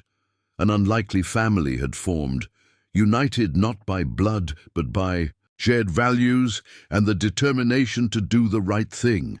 The battle against Martin Foster was just beginning, but Alexander knew he was no longer fighting alone. Dr. Frank Adams arrived at Taylor and Associates an hour after Alexander's call. At 52 years old, the prosecutor from the Attorney General's office carried 2 decades of experience combating corruption in both public and private sectors. His neatly trimmed grey beard and reading glasses hanging around his neck gave him a scholarly air that contrasted with the steely determination Alexander knew well from previous collaborations. Alexander, I didn't expect our next conversation to be about your own company being targeted for extortion, Frank said, shaking Alexander's hand firmly before turning to Helen and the children. And who are the newest members of your team? Frank, this is Helen Carter and her daughter Sophia, and you already know Ethan. Helen is the one who uncovered the entire corruption scheme. Frank observed Helen with renewed interest. As an experienced prosecutor, he had learned that some of the best information about corporate crimes came from employees who operated under the radar of executives. Ms. Helen, I understand you witnessed suspicious activities. Can you tell me exactly what you saw? Helen took a deep breath, organizing her thoughts. Sophia was sitting next to her, coloring drawings that Ethan had shared, but clearly paying attention to the conversation. Dr. Frank, it all started when my daughter saw Robert Smith, a minority partner in the company, secretly meeting with Martin Foster from Meridian Construction 2 Saturdays ago. Frank opened a tablet, starting to take notes. And were you able to confirm Martin Foster's identity? Yes.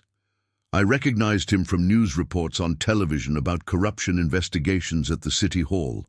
Additionally, I gained access to emails and documents in Robert's office that prove a systematic scheme of selling privileged information. Frank raised his eyebrows. How exactly did you manage that? Helen hesitated, looking at Alexander, who nodded encouragingly. I violated his privacy. I discovered his password, accessed his computer, and photographed documents. I know it wasn't legal. Actually, Frank interrupted her with a smile, the evidence you collected may be admissible if we consider that you were acting to protect public interests. Show me what you found. Helen pulled out a folder of evidence they had brought from Alexander's apartment. Frank carefully examined printed emails, handwritten spreadsheets, and photographs of documents. Impressive. This is one of the most well-documented cases of corporate corruption I've seen coming from a civil source. Sophia stopped. Sophia continued coloring and looked at Dr. Frank Adams. Doctor with glasses, are you going to catch the bad man? Frank smiled, crouching down to be at Sophia's level. Sophia, right? Yes, we are going to catch the bad man, but I need your help too. My help? Sophia perked up. Yes. Would you be able to recognize Martin's voice if you heard it again? Sophia nodded vigorously. He talks deep and loud, just like my uncle when he's angry. Perfect, because we will need you to confirm if it's really his voice when we make the recording. Alexander leaned forward. What kind of recording, Frank? We will use Robert as an informant. He will call Martin, supposedly to confirm details of the scheme, and we will record the conversation. Hopefully, we can get Martin confessing to specific crimes. Robert, who had remained quiet for most of the conversation, spoke up. Dr. Frank, I want to cooperate fully, but Martin is very cautious. He rarely talks specifics over the phone. That's why we will need an in-person meeting. Robert will set up a meeting with Martin, supposedly to discuss Alexander's involvement in the scheme. We will equip Robert with recording devices. Helen furrowed her brows. What if Martin suspects? He has already threatened the children. If he finds out Robert is cooperating... It's a risk, Frank admitted, but it's our best chance to gather enough evidence for a solid conviction. Ethan, who had been quietly playing with some toys that Alexander kept in the office, approached the group. Dad, is Mr. Robert going to be in danger? Robert knelt to Ethan's height. He might be, champ, but sometimes we have to do dangerous things to protect others. Just like you're doing to protect your wife? Robert swallowed hard. Exactly. Just like I'm doing to protect my wife. Frank observed the interaction with interest. Robert, tell me about Carol. How long does she have to live without treatment? The doctors said 6 months, maybe less. The experimental treatment could give her extra years, but... And are you absolutely sure that Martin will follow through with the payment if you can convince Alexander to cooperate? Robert hesitated. Martin said yes, but honestly, Dr. Frank, after finding out he threatened children, I no longer trust him. Helen stood up, walking to the window that overlooked the city. Dr. Frank, I have an idea. What if instead of just recording Martin confessing, we catch him red-handed trying to bribe Alexander? Frank became interested. Go on. Robert sets up a meeting with Martin for this afternoon. He says he managed to convince Alexander to cooperate, but that Alexander wants personal guarantees about his family's safety. Martin will want to meet Alexander in person to seal the deal. Alexander joined Helen at the window. And when Martin tries to bribe me directly, with Robert present, we will have not only his confession, but also Robert as an official witness to the corruption. Exactly, Helen confirmed, and we can still have undercover agents on site to catch Martin in the act. Frank smiled broadly. Mrs. Helen, have you considered a career in the Attorney General's office? Your strategy is brilliant. Sophia stopped coloring again. Mommy is going to catch the bad man. No, dear. Mommy is going to help the police catch the bad man. Ethan approached Sophia. Your mom is very smart, Sophia, just like my mom was. Sophia took Ethan's hand. Is your mom in heaven? She is. But I think she would be proud to see Dad and your mom being friends. Alexander felt a tightness in his chest upon hearing Ethan's words. His son was not only accepting Helen and Sophia into their lives, but seeing it as something Mariana would approve of. Frank interrupted the emotional moment. "Well, let's get to the practical details. Robert, can you call Martin now and set up the meeting?" Robert nodded, taking his phone with slightly trembling hands. "Where do you think it should be?" "A public but private place," Frank suggested. "We need privacy for the conversation, but safety for you." Helen thought for a moment. "How about the restaurant at the Ritz-Carlton? It's elegant enough for Martin to feel comfortable, but there's enough foot traffic for our agents to go unnoticed." "Perfect," Frank approved. "Robert, call him." Robert took a deep breath and dialed Martin's number. The conversation was brief, and Alexander noticed how nervous Robert was, but he managed to maintain a convincing facade. "He agreed," Robert announced after hanging up, "at 4 this afternoon at the Ritz-Carlton. He said he's excited to meet the new partner in person."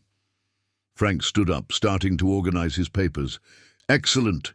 Now we need to prepare Alexander for the conversation. Martin will try to probe him, test his willingness to cooperate." "What if he realizes it's a trap?" Alexander asked.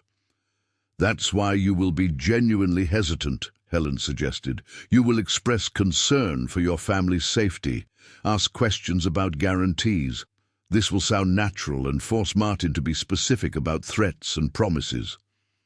Sophia approached Alexander, tugging at his tie to get his attention. "Uncle Alexander, are you afraid of the bad man?" Alexander crouched to her level. "A little bit, Sophia, but you know what gives me courage?"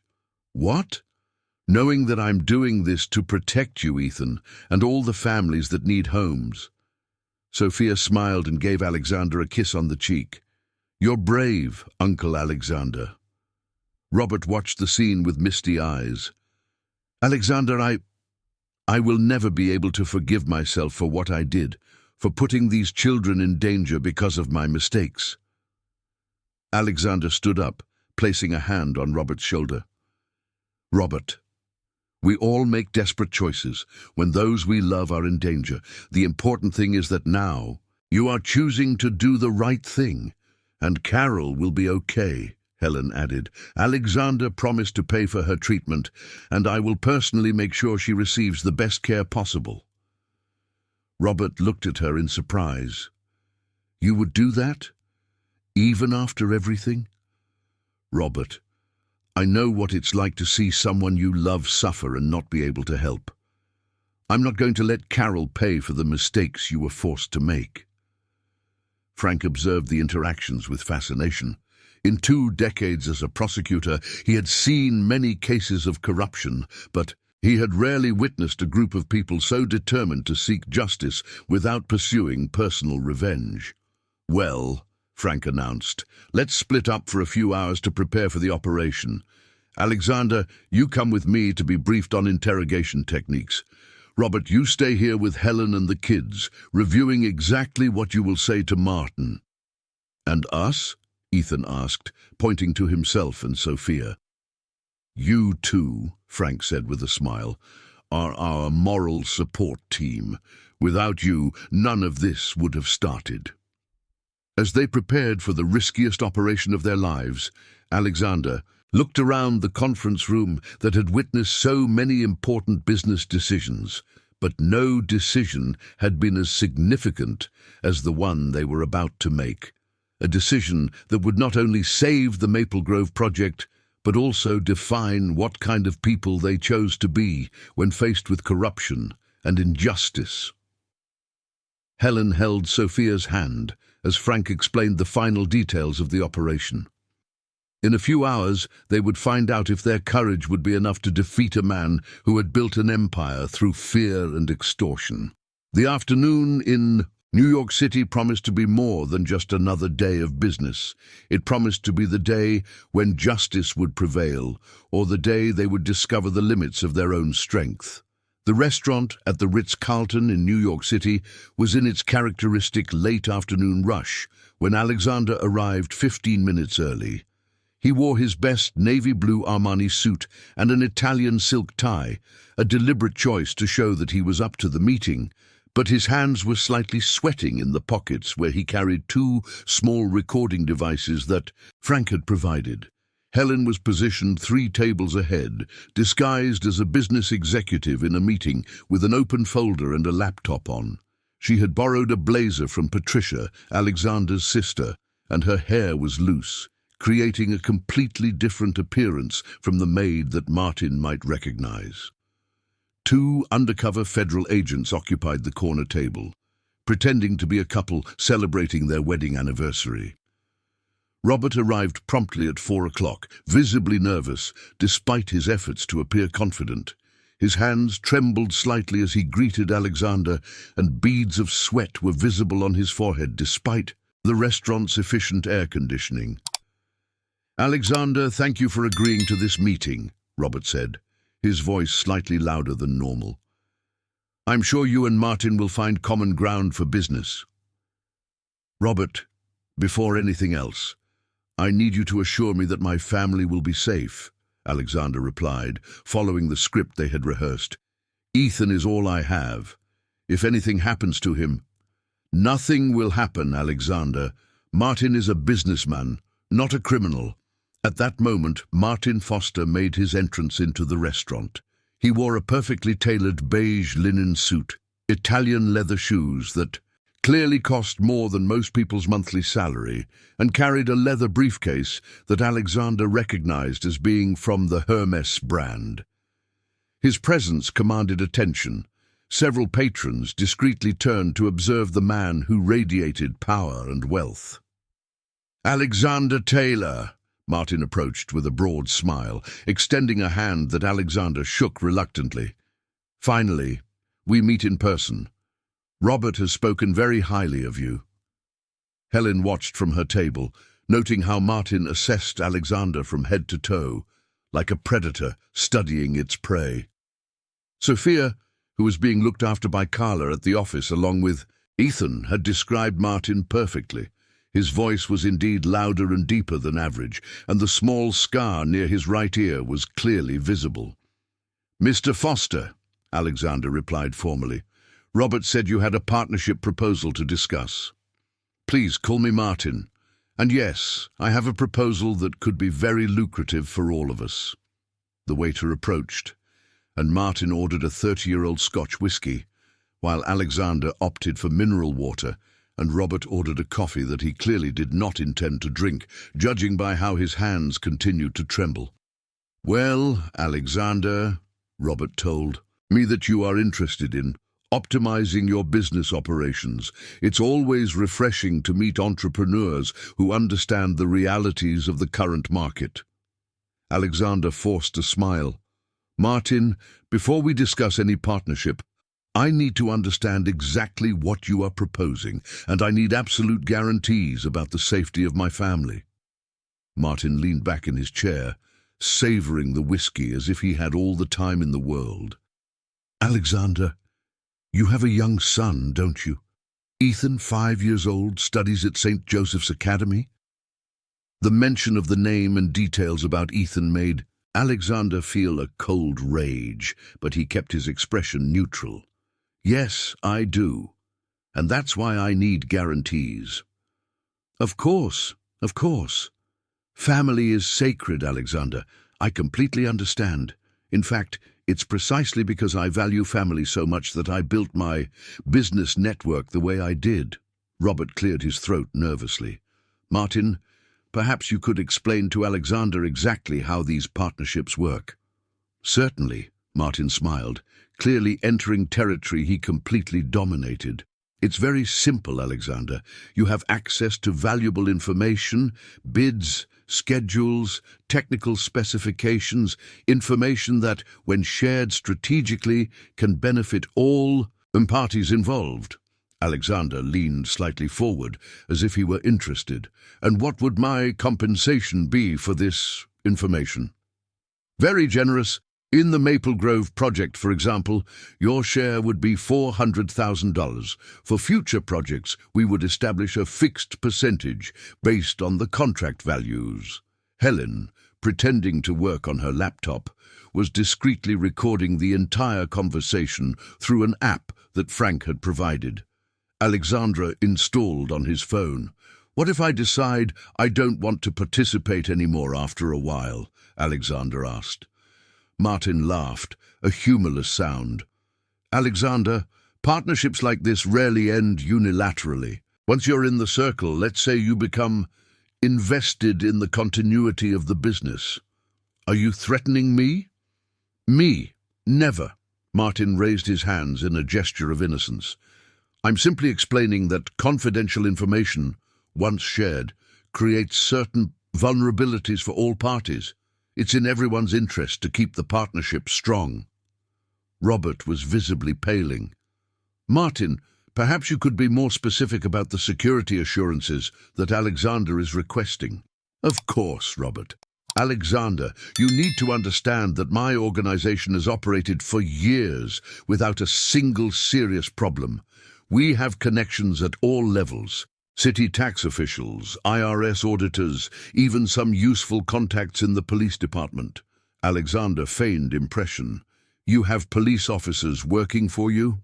"Not working, Alexander. Let's say I have well-placed friends who understand the value of mutual cooperation. For example, if someone decided to make unfounded accusations about our operations, that information could disappear before it reaches the proper authorities."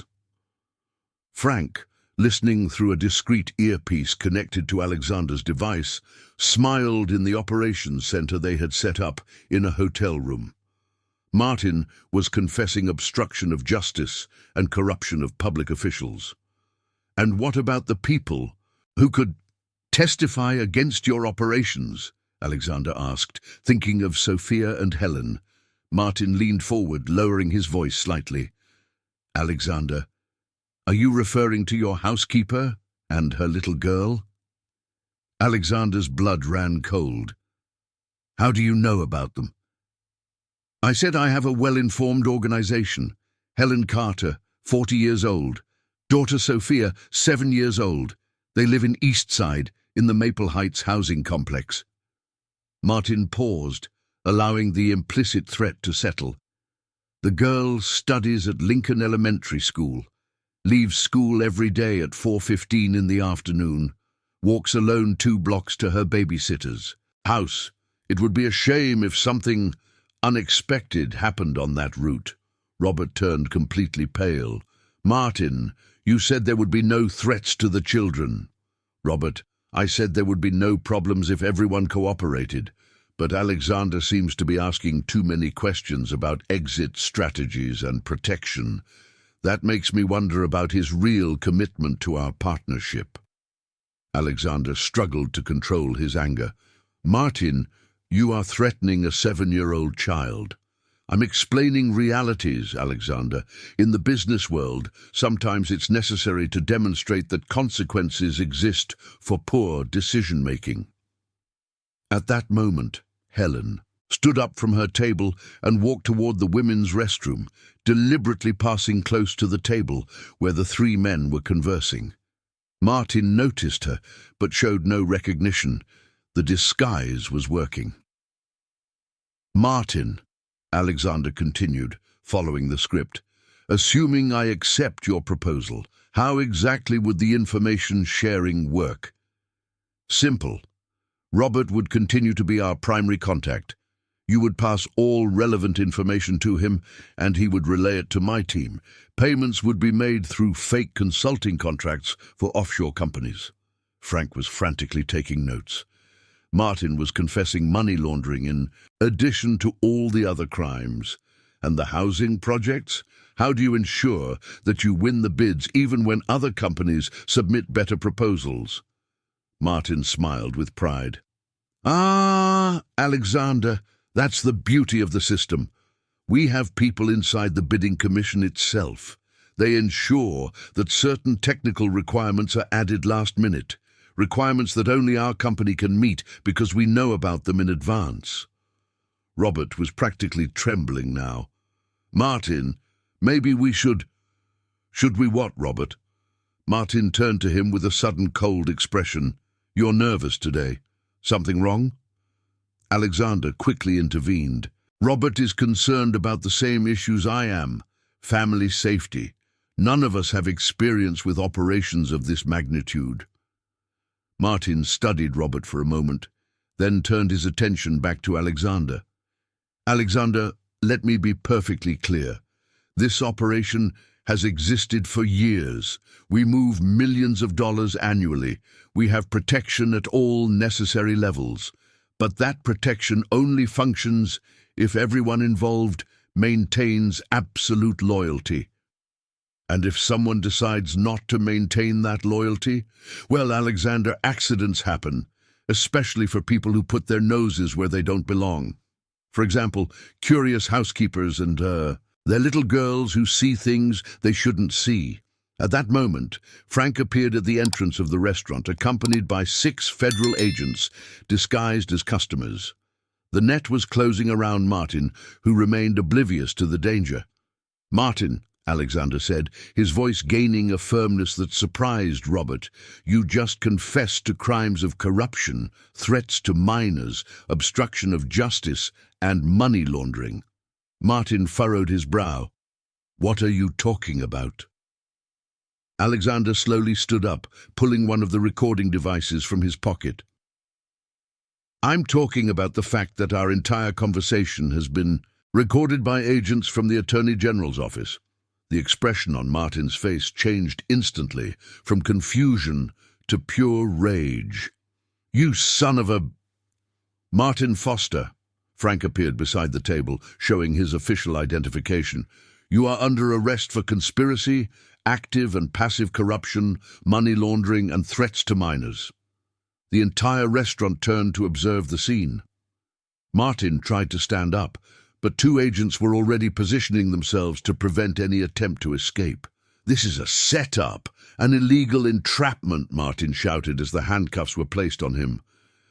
"Actually," Frank smiled, "it's justice being served.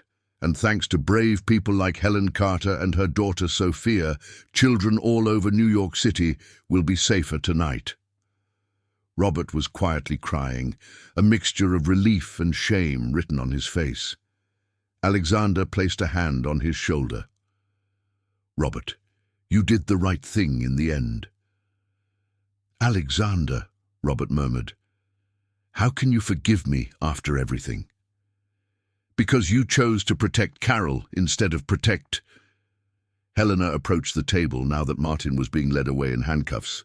"Dr. Alexander, we did it. We really did it." Alexander pulled her into an embrace that surprised both of them. "We did it, Helena. We as a team." As they left the hotel, Alexander couldn't stop thinking about how dramatically his life had changed in just 1 week. Helena had gone from an invisible employee to a trusted partner.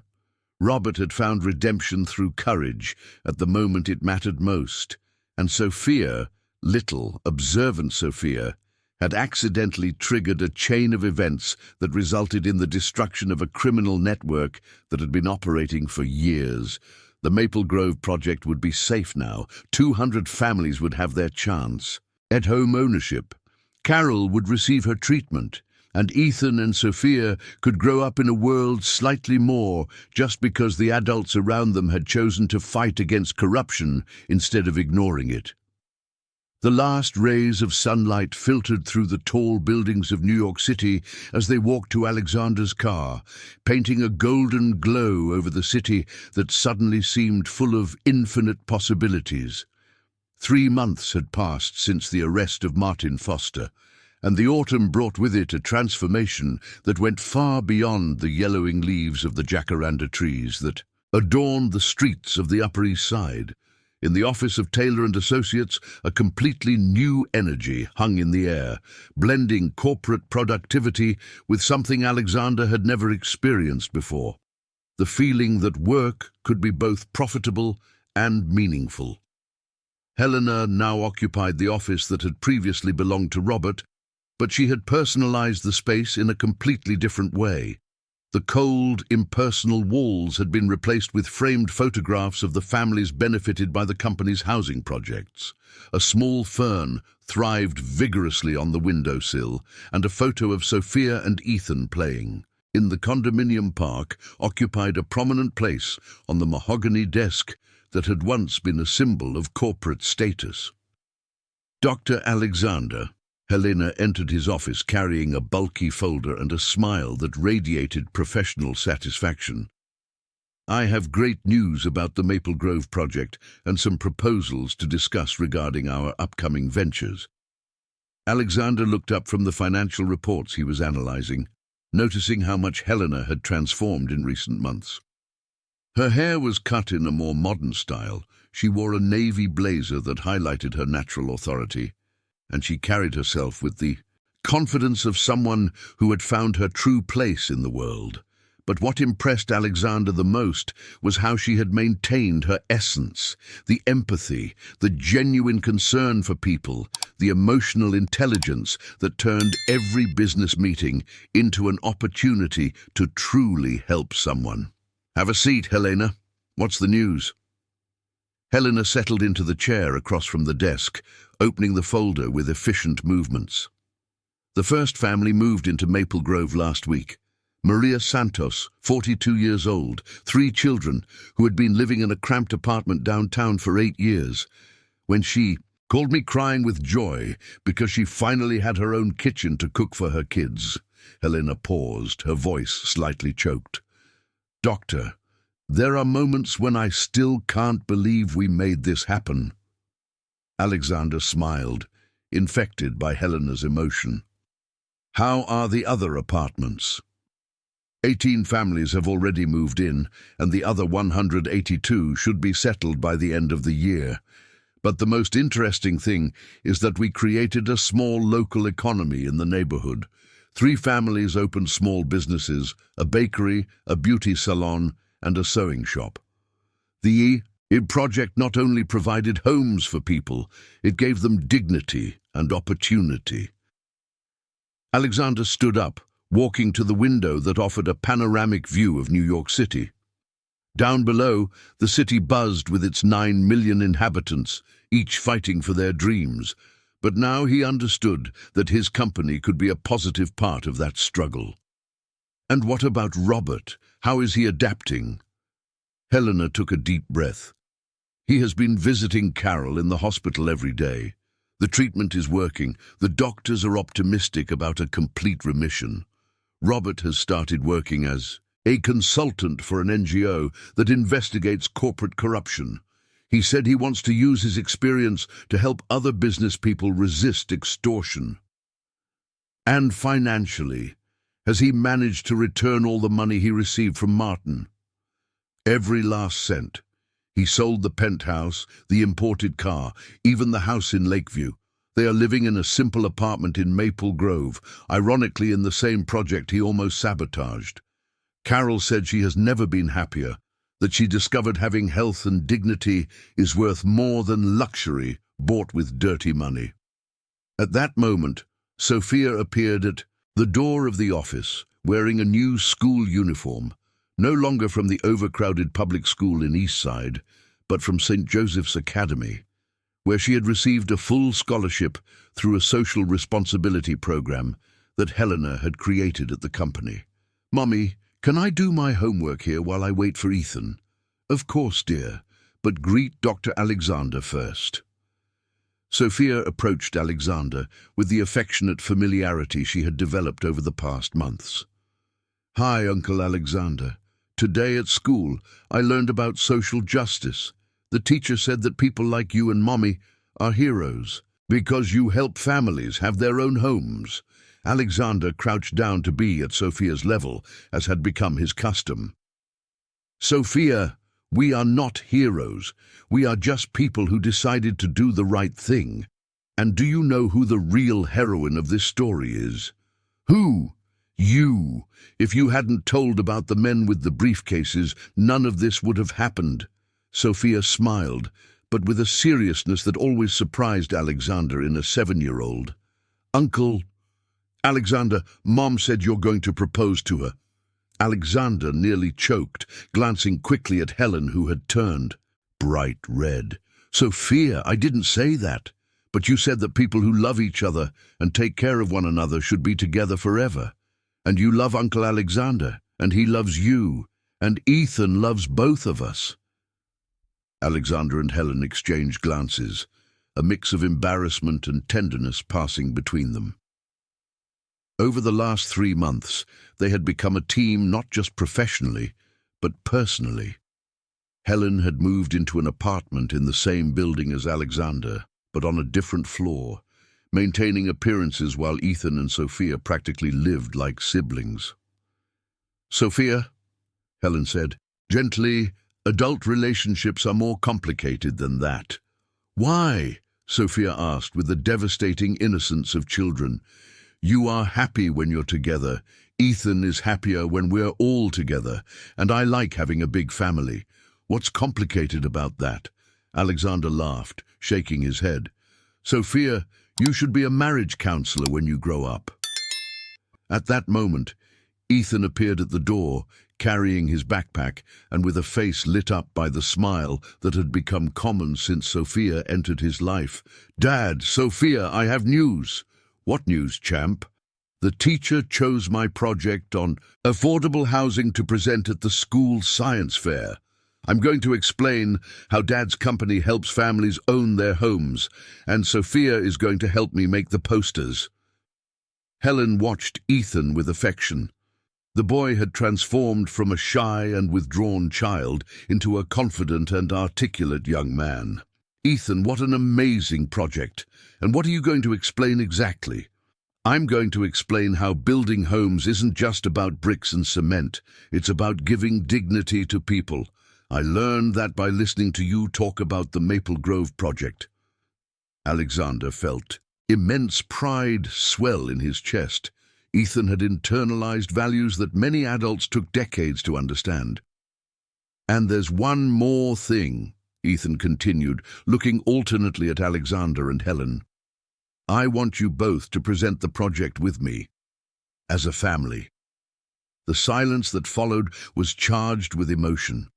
Sophia took Ethan's hand, Helen took Sophia's hand, and Alexander found himself reaching out to Ethan, creating a circle that symbolized something much greater than a business partnership. "Ethan," Alexander said carefully, "are you sure this is what you want, for all of us to be a family?" Ethan nodded vigorously.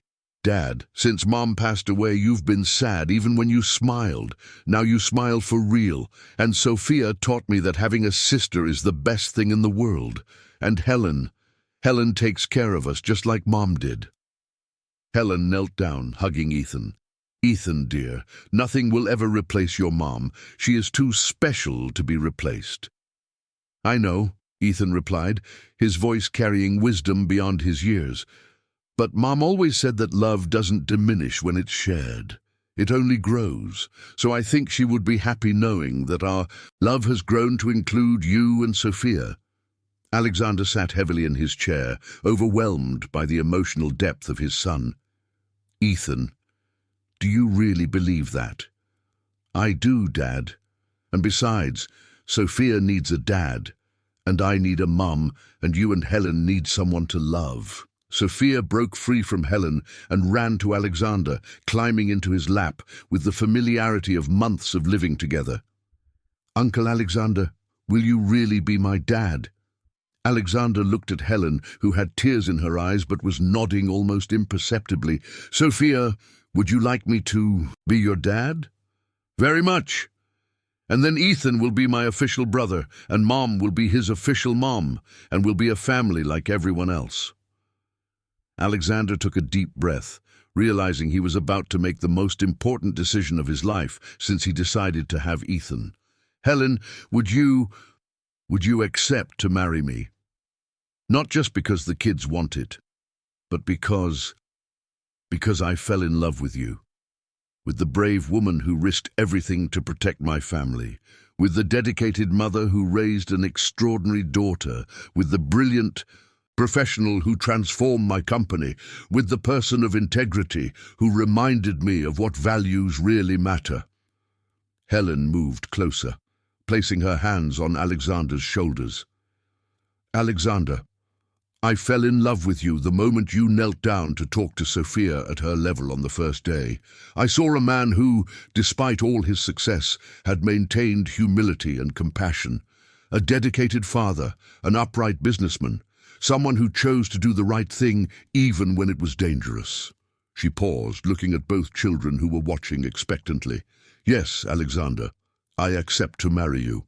And not just for the kids, though they clearly have better judgment than us about these things. I accept because you are the man I always dreamed existed, but never believed I would find." Sophia and Ethan erupted in celebration, jumping up and down and hugging everyone they could reach. The office that had witnessed so many business decisions now witnessed a moment that would define not just their futures, but a new understanding of what success really meant. "So, are we all going to live together in Uncle Alexander's big apartment?" Sophia asked, already planning logistics. "Let's look for a house," Helen suggested, "a place where we can build our own story, where every room has memories that belong to all of us." Alexander stood, pulling Helen into an embrace as the children danced around them. Through the floor-to-ceiling windows of his office, New York City stretched out endlessly, a city of dreams and possibilities. But for the first time since Sarah's death, Alexander wasn't looking toward a horizon of professional achievements or financial success. He was looking into Helen's eyes and seeing reflected there a future built on love, integrity, and shared purpose. A future where business success would, in a world where family happiness is always secondary, where wealth would be measured not in bank accounts, but in lives transformed, where home would not be a penthouse showcase, but a place filled with laughter, arguments, homework sessions, family dinners, and all the messy, beautiful details that make life worth living. As afternoon light filled the office space that had once echoed only with the footsteps of a lonely widower, it now resounded with the voices of a family finding its way together, planning not just a wedding, but a lifetime of making the world a little bit more just. One housing project, one honest business decision, one act of courage at a time. The transformation was complete. Alexander had discovered that true success wasn't measured in millions of dollars or impressive buildings scattered across New York City's skyline.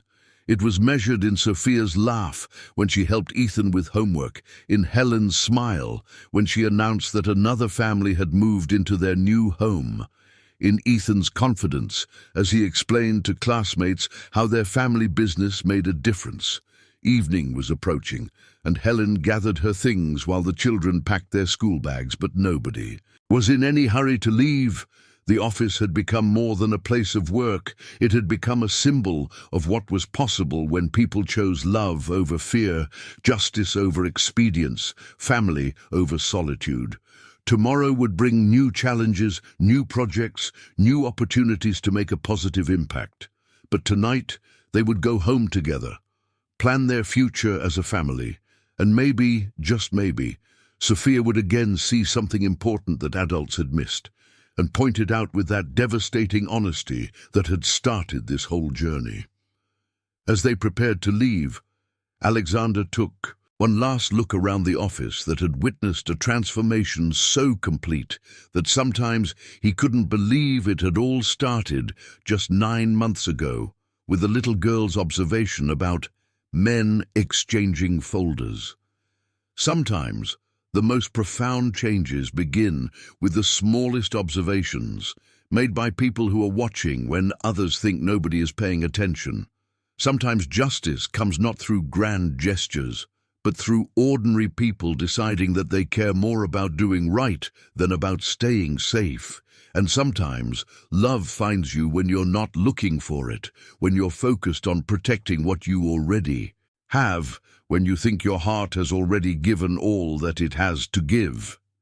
2 years had passed since the wedding of Alexander and Helen, celebrated in a simple yet emotional ceremony in the garden of their new home that they had bought in Maple Grove.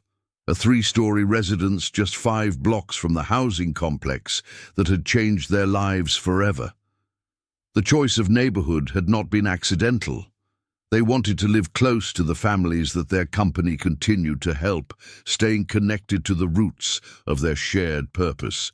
On that Saturday morning in December, the aroma of homemade cinnamon rolls that Helen was preparing in the kitchen mingled with the sounds of Ethan and Sophia playing in the yard, their laughter echoing through the house along with the barks of Max, the golden retriever they had adopted 6 months earlier. The house had become exactly what Helen had dreamed of, a home where every room held memories built as a family, where the walls witnessed not only joys, but also the normal challenges of raising 2 children who now acted like true siblings. Dad, Sophia is trying to teach me how to dance salsa for the school dance, Ethan shouted from the living room, his voice carrying a happiness that contrasted completely with the shyness he had shown years before. Alexander smiled, watching through the kitchen window, as Ethan, now 7 years old and significantly taller and more confident, tried to keep up with Sophia, who at 9 had become a little determined teacher in all her initiatives. "Ethan, you have to relax your shoulders," Sophia instructed with infinite patience. "Salsa is about feeling the music, not about thinking about the steps." Helen approached Alexander, wrapping her arms around him. From behind, as they watched the children through the window, she wore a simple floral dress, and her hair fell loosely over her shoulders. But it was her eyes that impressed Alexander the most. They sparkled with a serene happiness that he had learned to recognize as a reflection of a life built on solid foundations of love and shared purpose. "Have you gotten used to the idea that our daughter inherited your determination and my stubbornness?" Helen asked, laughing as she watched Sophia correct Ethan's posture for the 10th time. "Our daughter," Alexander repeated, still feeling a wave of emotion every time he used those words. Sophia's adoption had been finalized a year earlier in a ceremony at the courthouse that had left them all emotional. "And our son inherited your patience and my need to analyze everything 15 times before acting," Helen laughed, lightly kissing Alexander's neck. "Speaking of analyzing, have you decided about the governor's proposal?" Alexander sighed, turning his attention to the serious conversation they had been postponing for weeks. The governor of New York had offered Alexander the position of Secretary of Housing, recognizing the success of the housing projects of Taylor and Associates, which in the past 2 years had provided dignified homes for over 1,000 families throughout the metropolitan area. "Helen, it's an incredible opportunity to make a difference on an even larger scale, but it would mean less time at home, more travel, more political pressure. And you're worried about repeating the mistakes of the past, about becoming so focused on work that you miss important moments with the kids." Alexander turned in Helen's arms, admiring how she always managed to get straight to the heart of his concerns. "Exactly. Ethan and Sophia are growing up so fast. I don't want to wake up one day and find that I've missed their childhood trying to save the world." "Alexander," Helen said softly, placing her hands on his face, "do you remember what Ethan said at the school science fair last year?"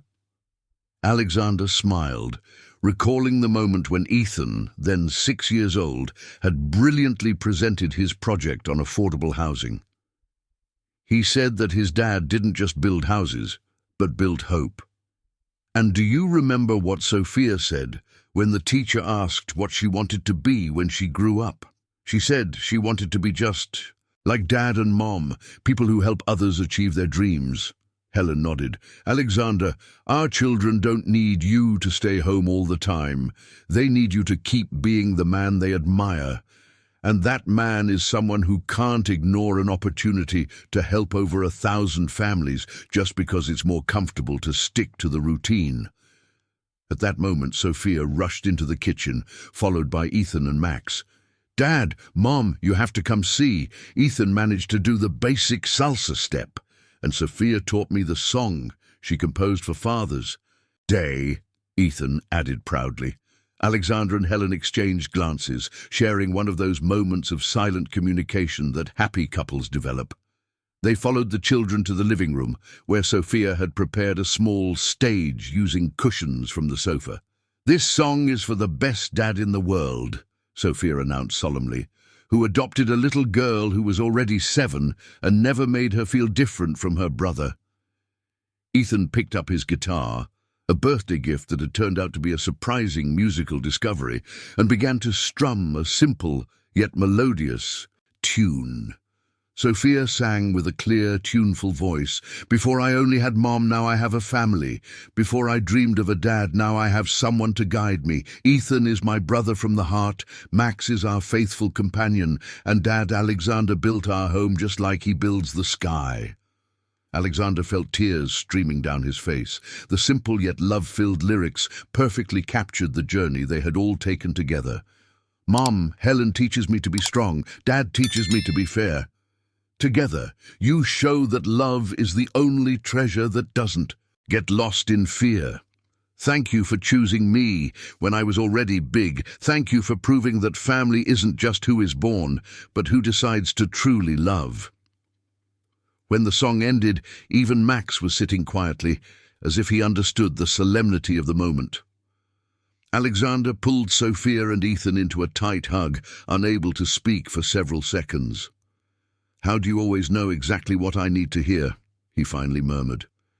"Because we pay attention," Sophia replied, with her peculiar wisdom.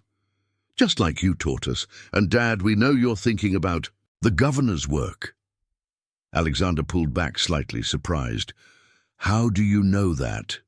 Ethan laughed. "Dad, when you're worried about something important, you make that face like you're calculating difficult math. And you and Mom stop talking when we enter the room.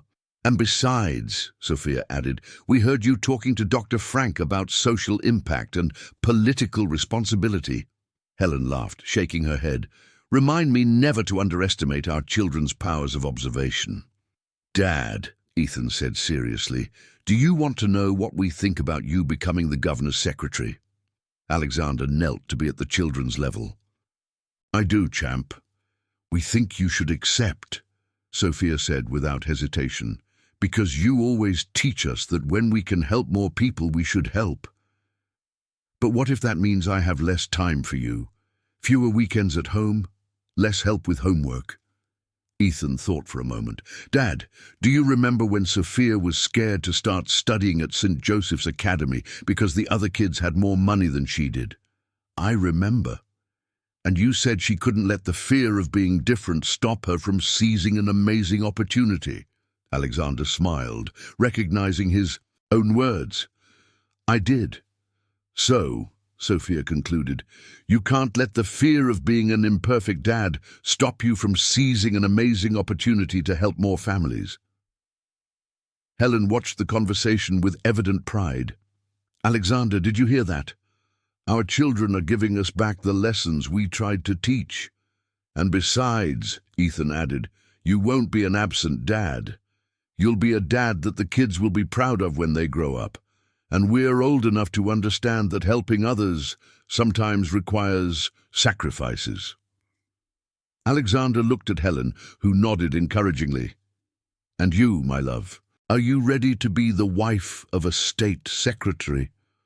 "Alexander, I fell in love with a man who risked everything to protect 200 families he didn't even know. If you accept this position for the same reasons, to do the right thing, to help those in need, then I will be by your side every step of the way." At that moment, Alexander's phone rang. It was Frank, now promoted to Deputy Attorney General. "Alexander, the governor needs an answer by Monday. The housing situation in the state is critical. We have over 300,000 families on the waiting list for affordable housing. I need to know if I can count on you." Alexander looked around the room, at Helen, whose smile radiated unconditional support, at Sophia and Ethan, who were watching him expectantly, at Max, who had rested his head on his lap as if he too was waiting for a decision. "Frank, I accept the position, but with conditions." "What conditions?" "First, Helen comes with me as a special advisor for social programs. Second, I want full autonomy to choose my team. And third, weekends are sacred. Unless it's a real emergency, I will be home with my family." Frank laughed. "Alexander, those conditions tell me that you are exactly the right person for the job. When can you start?" "Monday." After hanging up, Alexander looked at his, "Well, it looks like we're about to embark on a new adventure." Sophia jumped on the sofa. "Does this mean we're going to help even more families?" "It means we're going to try, dear." Ethan approached Alexander. "Dad, I have an important question." "What is it, champ?" "Can Robert come to my birthday next month? He said Carol is doing much better and they want to thank us in person." Alexander smiled. Robert had become a regular visitor, especially after Carol entered complete remission from cancer. The former partner had found his own form of redemption, working tirelessly to expose corporate corruption schemes. "Of course he can, Ethan. Robert is part of our story." "And Martin?" Sophia asked with genuine curiosity. "Is he still in prison?" Helen gently replied, "Yes, Sophia. Martin was sentenced to 12 years in prison. But you know what's interesting? He started studying law in prison and is helping other inmates with legal issues. Sometimes people can learn to be good. Just like Robert learned. Sometimes people make bad choices, but they can always choose to do better." As the afternoon went on, the family spread throughout the house in their usual activities. Ethan practicing guitar in the yard, Sophia helping Helen prepare dinner, Alexander reviewing documents on housing policy, Max sleeping in the sun near the pool they had installed the previous year. But there was something different in the atmosphere, a feeling that they were on the brink of an important new chapter in their lives. Alexander watched Helen in the kitchen, humming as she cooked, and felt a deep gratitude for the journey that had brought them to this point. 3 years earlier, he had been a successful but lonely man, solely focused on building a business empire. Today, he was an elected state secretary of housing, the father of 2 extraordinary children, the husband of a woman who shared his deepest values, and part of a story that proved that justice and love can prevail when ordinary people choose to be brave. When dinner time arrived, they gathered around the light wood round table that Helen had specifically chosen to encourage family conversations. The table was set with elegant simplicity. White plates, plain glass cups, cloth napkins that Sophia had learned to fold into creative shapes. "Today is our last dinner as a business family," Helen noted, serving the shepherd's pie with sweet potato that had become a house specialty. "And tomorrow will be our first dinner as a Secretary of Housing family," Alexander added. "Are you nervous?" Ethan asked, always sensitive to the emotions of the adults around him. "A little," Alexander admitted. "But you know what reassures me?" "What?" Sophia and Ethan asked in unison. "Knowing that you two will be here to remind me of what really matters every time I come home." Helen reached across the table, intertwining her fingers with Alexander's. "And knowing that, regardless of the challenges we face, we will face them together." Sophia raised her glass of orange juice. "A toast. To what?" Ethan asked, raising his glass as well. "To families. To the families we've already helped, to the families we're going to help, and to our family that has discovered that love knows no bounds when you choose to expand rather than contract your heart." Alexander and Helen exchanged emotional glances. Their 9-year-old daughter had just articulated a life philosophy that many adults take decades to understand. "To family," they toasted in unison. As they dined, discussing plans for the future, Watching Ethan and Sophia interact with the ease of siblings who had always been close, Alexander reflected on how life has a curious way of surprising us. 3 years earlier, an innocent observation from a 7-year-old had triggered events that not only saved hundreds of families, but completely transformed his own definition of success and happiness. Now, as he prepared to take on even greater responsibilities, he knew he carried with him not just business experience or technical knowledge about social housing. He carried the wisdom of Sophia, who had learned that small voices can topple great injustices. He carried the courage of Helen, who had chosen to fight instead of hide.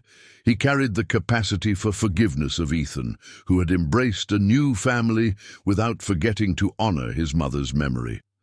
And he carried the certainty that, regardless of the obstacles he would encounter as Secretary of Housing, he would never face anything alone again. Outside, New York City was preparing for another night, its millions of inhabitants dreaming of better futures, fighting for dignity, building families in small apartments and simple homes scattered throughout the largest metropolis in the country. And in a home in Maple Grove, a family built not by biological accident, but by conscious choice, was finishing another day knowing they had contributed to making those dreams a little more possible. The truth that a child revealed had truly changed the life of a billionaire forever.